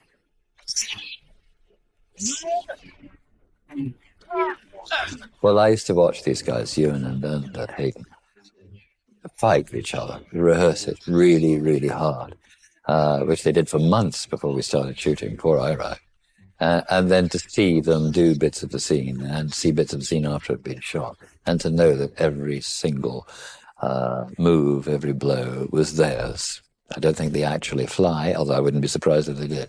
And to know that in my case, I have a lot of help. I do a few strokes. I learned a few things that I hadn't learned before. But I'm in the extremely fortunate position of having an ace stunt double. And I have a little digital help too, for which I was immensely grateful. Episode 3, this film, it's given us much more license. We've been able to take the Jedi fighting style further than it's ever been before, but also get a whole lot slacker with it, because the end fight between Obi and Vader lends itself perfectly to that. They know each other so well that we could afford halfway through that fight for them to get a little tired and not take as much care as they normally would. It's also because it's to the death. We went through all the complicated stuff and then we loosened it all up. As far as individually, if you take Anakin being way too young to go through the trials, he got there too soon. So that's how I work on his. He's going to be too aggressive. His downfall is going to be aggression. Obi is also aggressive, but Obi has gone through all the levels, taken the time, learned everything he needs to learn. That's going to give him an edge. Anakin is going to be more powerful, but Obi is going to be more controlled. My little friend.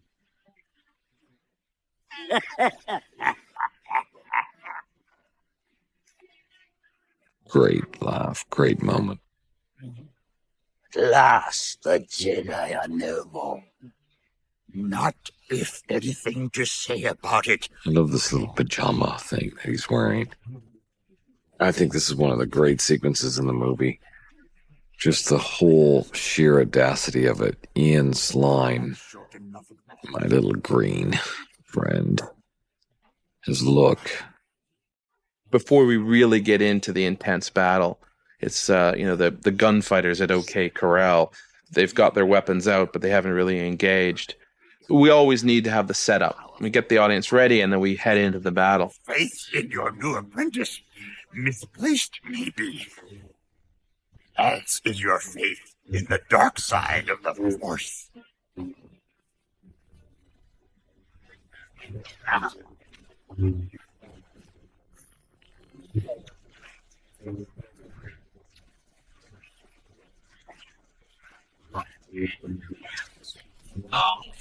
I think we've been really lucky with Hayden. When he started on Attack of the Clones, it could have been any young actor on Earth that was going to play that part. And now, 3 or 4 years on, boy, am I glad it was Hayden. I think he's really grown. From my point of view, you just couldn't get anyone better. I think he's the best sword fighter, actor or stuntman or sword fighter. He's the best I've ever seen. He's brave as a lion. He's fearless. He will not be doubled by anybody. So if you've ever wondered how does the Emperor get into that pod in the center, it's that room, the whole pod retracts down into the floor, and then this allows him to get in and out of that pod. And here now we're going to see the pod in action where they continue the fight up into it and then ascend it up into the Senate chamber. This moment here was a later idea from George, wasn't it? Mm-hmm. Remember that first take we did where there's you could see the little force field, but he didn't like it. No, he wanted it pretty simple. And this sort of getting across the idea that, that the shields were coming down. You remember the shields? Yeah, that was originally in English, remember? And then right. That was all changed as time went on. But I think it was clearer mainly because of the graphics of the shield. Absolutely. Yeah, see, a lot of those elements you see out there are all from that Italian volcano stuff.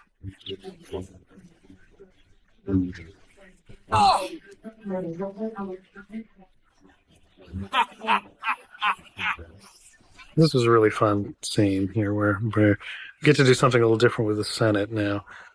I love the idea of them throwing these big pods at each other.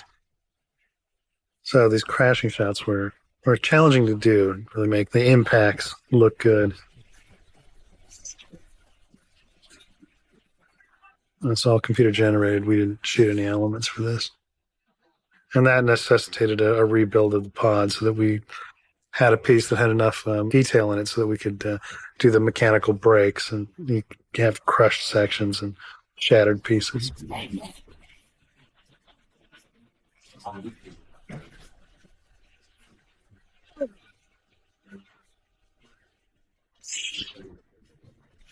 A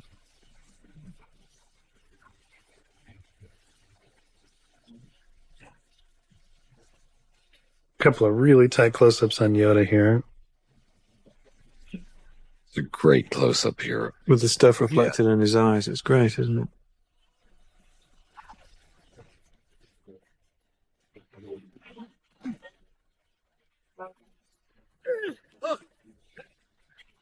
A super close-up of his hand.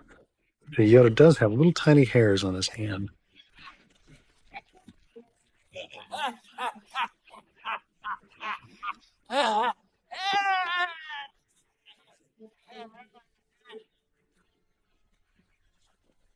Ewan, the same as Hayden, is phenomenal at fighting, with brilliant memory. Ewan has, in this film, over 1,000 moves to learn. He has the most to learn, and he had the least time of all because he came off of another film. So in fact, he had 3 weeks before we started shooting, and but he's managed to do it. It is good. I mean, there's a kind of continuity. They know how to do that style. I can write it down on a piece of paper and send it to them, and they can read those moves.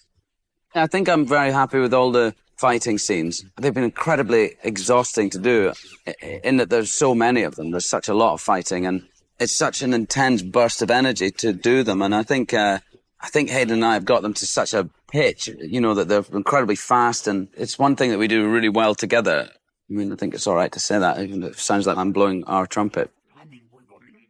It's exhausting, and you've shot one, and then there's more, and then you've got to go back and rehearse the next bit, and it's relentless and exhausting. But the thing is, when you've done them and you look at the playback, it looks extraordinary. Prepare my shuttle for immediate takeoff. Yes, Master. I sense Lord Vader is in danger.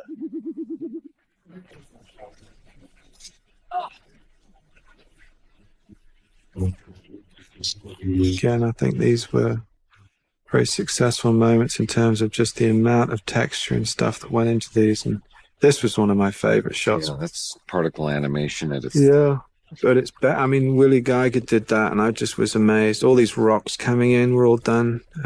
Kevin Sprout did all the simulation work on those to generate that stuff. I think that's a real element from... That's a real element. Yeah, all this pouring lava, though, is all Willie Geiger and his team. Just incredible effort that went into this, and I love these little characters clinging onto the arm as it goes into the lava. But all of the big geography around it is actually all just is the miniature. I say all just, but those guys really sweated blood getting that thing to work. This is actually a digital Yoda inside a miniature conduit because Yoda had to interact with the wires and cables. And to me, it was also a nice opportunity when he goes into the main control room to see the look on his face, that he's had to leave, that Sidious has triumphed over him. Failed.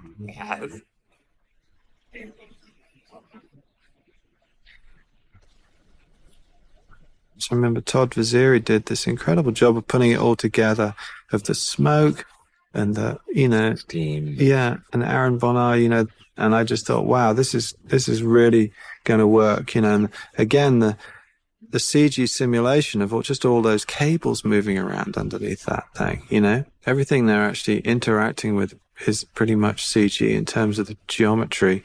There were some sets here, weren't there? Part of the collection arm was real.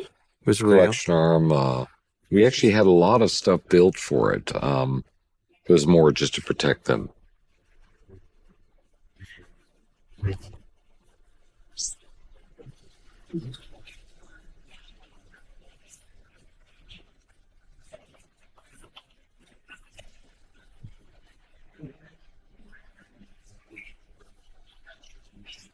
Ewan was always had fantastic balance and a great athlete.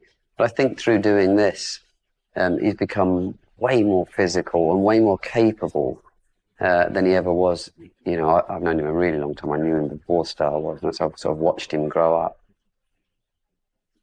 He was hit in Calgary on his motorbike trip by an SUV right in the back of his motorbike, which knocked his motorbike right up in the air. And he, as that happened, knew that the last thing he could do was fall off, and he fought tooth and nail to stay on that motorbike, which he did. And a lot of that is to do with what he's learned through doing action on pictures and pushing himself, through the fear. That's one of the main reasons why I do it. It's seeing somebody reach their maximum potential and then go on from that. I don't think they're even aware of it when it happens, but when the next situation arises, they're better equipped. This is the end for you, my master.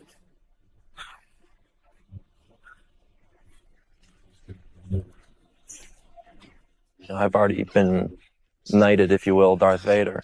And so Darth Vader's fighting style is much more aggressive and much more brutal than Anakin's. It was a challenge in the Obi-Anakin fight because they're master and pupil. It's the longest fight in the film, but, one has taught the other. They should know each other intimately as far as fighting goes. That was a real challenge because once you get over the initial, the storyline of what, the initial explosion of the fight of why they're fighting, this fight might be 12 minutes long. So 3 or 4 minutes in, that's done. The explosion and all the flashy moves are done. We then had to, work out how you would fight somebody. It's like fighting yourself. We did loads of sections where exactly that happened, where they just couldn't get through. They matched each other's moves toe to toe. The edge is that Obi doesn't really want to kill Anakin. So I treated that fight like fighting with your girlfriend. That you can't hit her, but you're going to have to suffer the onslaught for as long as it comes. So that's kind of how I got around it. And then in the end, Anakin just makes a mistake. He gets too angry and makes a mistake. And Obi doesn't make mistakes. I loved you.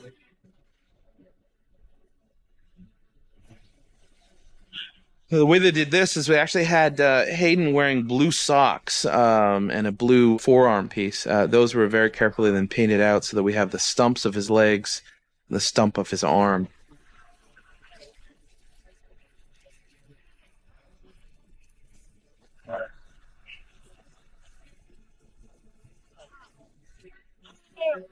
Obi-Wan comes out with the better hand, which is a little contrary to the notion that Anakin is the chosen one and the most gifted fighter of the known time. But I think that's derivative of his emotions and not being able to focus them and control them, which is just, the root of Anakin's inabilities. Please, hurry. We should leave this dreadful place.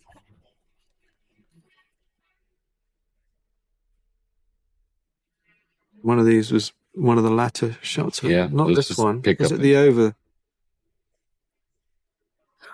over the shoulder? This one. This one was picked up in January. So that's about 4 or 5 months before the release of the movie. It was just added so it add a little moment that she's thinking of him, even after everything she's gone through. Just like it echoes what happens to Anakin. First thing that happens when he comes out. This is actually one of my favorite of the Mustafar shots. I just thought it was great seeing this ship fly off up into the sky there.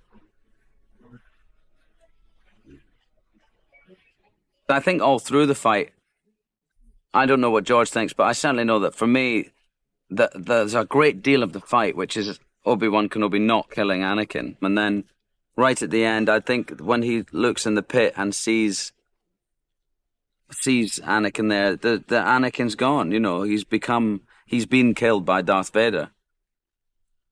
And so he lets him die. I mean, I think it's quite important that Obi-Wan Kenobi thinks that he's dead.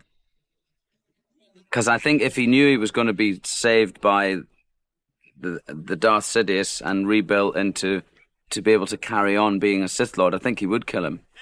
So I think it's important that Obi-Wan thinks he's dead, that he's burnt to a crisp. I mean, who's going to think that he's going to be alive, Capture immediately. Yes, sir. Right away.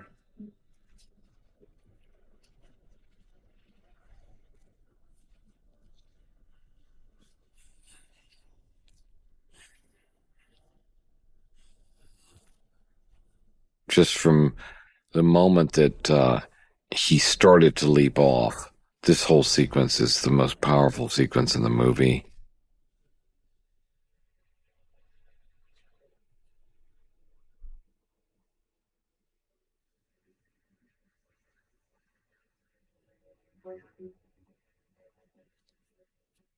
Excuse me, Master Yoda.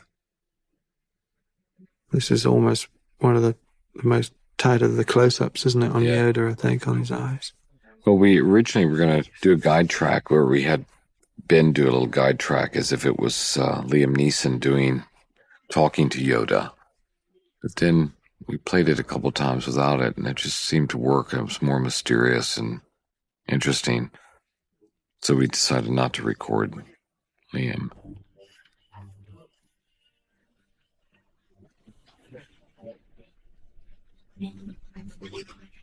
Palpatine has, as you see in Return of the Jedi, has no interest in people when they're no longer of use to them. it's ironic that he becomes as useful, perhaps even more useful once he's in the suit, because he's more of a machine. Machines are easier to control, and this machine, the most powerful machine, because it's got human elements within it. Medically. Episode 3 is really a tragedy. Certainly in my case, I care what happens to Obi-Wan Kenobi. I care what happens to Anakin Skywalker and to Padme. And suddenly I'm on set, especially in rehearsal, where I'm not wearing the gold suit, and going through lines with Ewan, and I don't have that much to say, but to look into another actor's eyes and read what is happening around us in this galaxy, and to feel the depth in him of the pain that is happening. It's really quite a thrill after all these years, sort of wandering about going, oh, hello, and being pretty light-hearted. The prosthetic wasn't the most comfortable thing, and great to act and really liberating to not have to see yourself. And, I got to change my voice a little bit. I got to hide myself, a little bit more and have a different appearance. It was neat. We didn't have a real baby in Sydney when this sequence was shot. We had a sort of a rubber baby stand-in.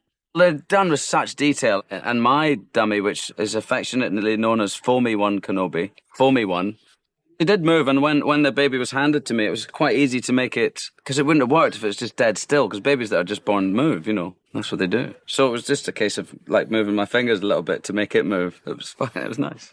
Ewan was very helpful. He's the Frank Oz of the new millennium, I think, with his baby puppeteering tricks. And he would do these scenes, where he's talking and being very serious, and yet the baby is, moving in his hands. It's pretty amazing.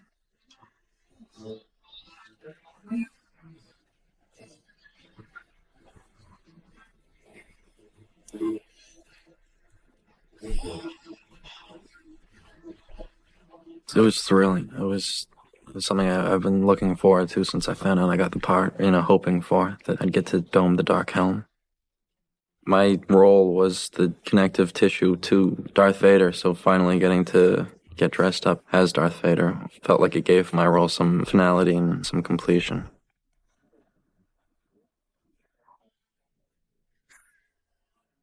These shots of the real babies, we needed the realism of having a real baby, a real infant, and then tracking it in with digital characters and then blending it with a live action element that was shot a year or a year and a half before is, of course, very, very difficult to do.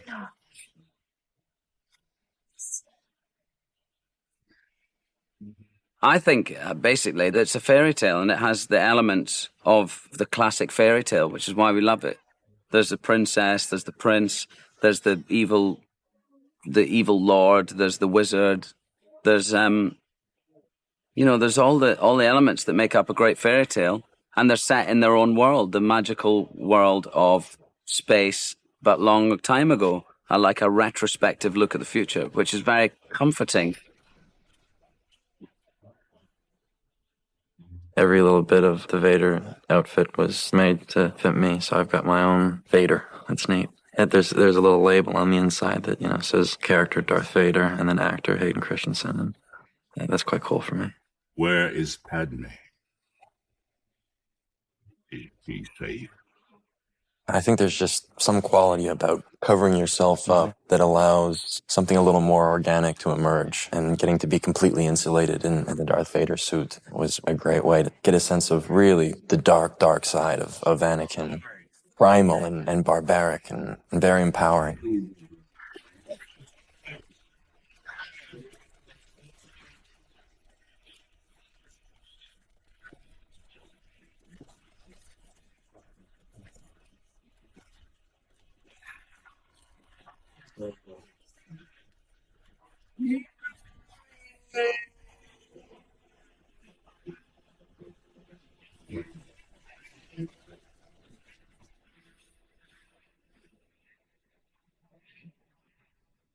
One of the things we always try to put into the animation is what I call unconscious actions, things that we naturally do as human beings. And you're going to see one of those right here when Yoda scratches his neck. It's something that people naturally do. It's something that George Lucas does when he's thinking about things. And he actually asked us to put this in, which I was very pleased about, because it helps bring the realism to our digital characters. If they're just sitting there and they're just talking, it's challenging to make them as alive and as real as these actors are, because the actors are naturally breathing, reacting to their sitting in their seats. You can see the expressiveness in Ewan's face here. And so we're trying to achieve that in computer graphics. So anytime we have a little bit of business, as we call it, a little bit of action that we can layer into the performance, it makes our character more real. Master Kenobi, wait a moment. In your solitude on Tatooine. This, of course, is a very important scene between these two characters. They're both going to go off into hiding, and a very important moment here where Yoda says Obi-Wan will be able to commune with the Force. He will be able to commune with Qui-Gon. And it's that magic that we're going to see later on in the original movies, as we see them in order now, episodes 4, 5, and 6, as Obi-Wan transcends and becomes part of the Force. I just love the way George tied everything up together. There was one shot that I really missed. We had a shot of Yoda arriving in Dagobah. God, I always wanted that. And then today, I thought, oh my God, we could still put it back then. These are digital horses pulling the casket. We always look at reference, so that the horses, we actually looked at Clydesdale's big, heavy horses, so that we're basing our movement, our animation in some kind of reality. Initially, I think there had been some thought that we might have the funeral on water to link back to the first time she and Anakin are together and are sort of openly aware of each other, and are sort of beginning to fall in love on a beautiful island in Naboo surrounded by water. It's really, really beautiful with the flowers in the hair, and it almost does look like I'm drowning probably in that sort of water dress.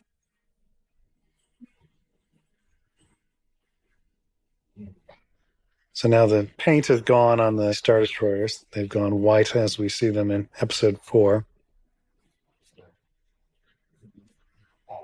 I gather from what I've been told that my very dear friend, whom I loved very much, was a wonderful human being as well as being a magnificent actor, the late and much lamented Peter Cushing. I gather he reappears in this. Don't ask me how, I don't know. Of course, he was in the first Star Wars film. I always remember, after I'd seen him in the Star Wars picture, I rang him up and I said, what on earth is a Grand Moff Tarkin? He said, I have the faintest idea. I don't think he ever asked George why he was called that. But then George's imagination is unlike anything I think I've ever come across. It's unbelievable. My own history, just one person, one character in the Star Wars saga. I mean, I've got 4 or 5 pages about Dooku, where he was born, and things that he invented. He was born on a planet called Sereno. And all these different characters have different elements. Everyone has a reason for being who they are. Quite amazing. It really is. George does talk about painters and the kind of color quality that he wants for certain sequences, and that scene here. Much of the inspiration of Alderaan is taken from Switzerland, and they did send an HD crew to Switzerland to shoot a lot of reference for the matte paintings for that sequence. That's an EOP. It's a creature that we originally built for episode 1. What happens at the end is that they've lost the war, and they've lost all of the Jedi Order is no more, and they've lost democracy, and everything that they've been fighting for is over. And they have to go into hiding, and it's huge. It's a huge thing, and he wasn't able to stop it happening. He was in charge of Anakin, and it happened despite him, It's quite a heavy weight to carry. But so he goes off and sits in the desert for however many years and turns into Alec Guinness, which is no bad thing. It's not too bad. To actually sort of think about it when we're doing it and realize that, being part of a team that's bringing these images to the screen, it brings a nice nostalgia and takes me back to what it was like to be 13 years old and seeing the original film in 1977. There's something about the phenomenon of Star Wars that's greater than even we understand and we know. No matter what I do the rest of my career or what I've done up until this point, there are a lot of people that this will be, the height of my career. That this will be the one thing that people will never forget. This will be the one thing that's kind of like everlasting because it'll be part of something that's way bigger than anything else that I've done. When you make movies, you love them all. Nobody ever sets out to make a bad one. But when you somehow tap into this kind of, zeitgeist around the world that responds in a way in which it does, it's just incredibly gratifying. Now I have a child audience, which is fantastic because I really love kids and I like the way they see the world, and because we're very much dealing with the nuts and bolts of these films, and they remind you of the magic of them. From a production point of view, you can't have anything more challenging or more fun, because this is the last great toy box you can be in, Right. And of course, this sort of brings you back to the original full circle. movies, yeah. Yeah, no, it's amazing.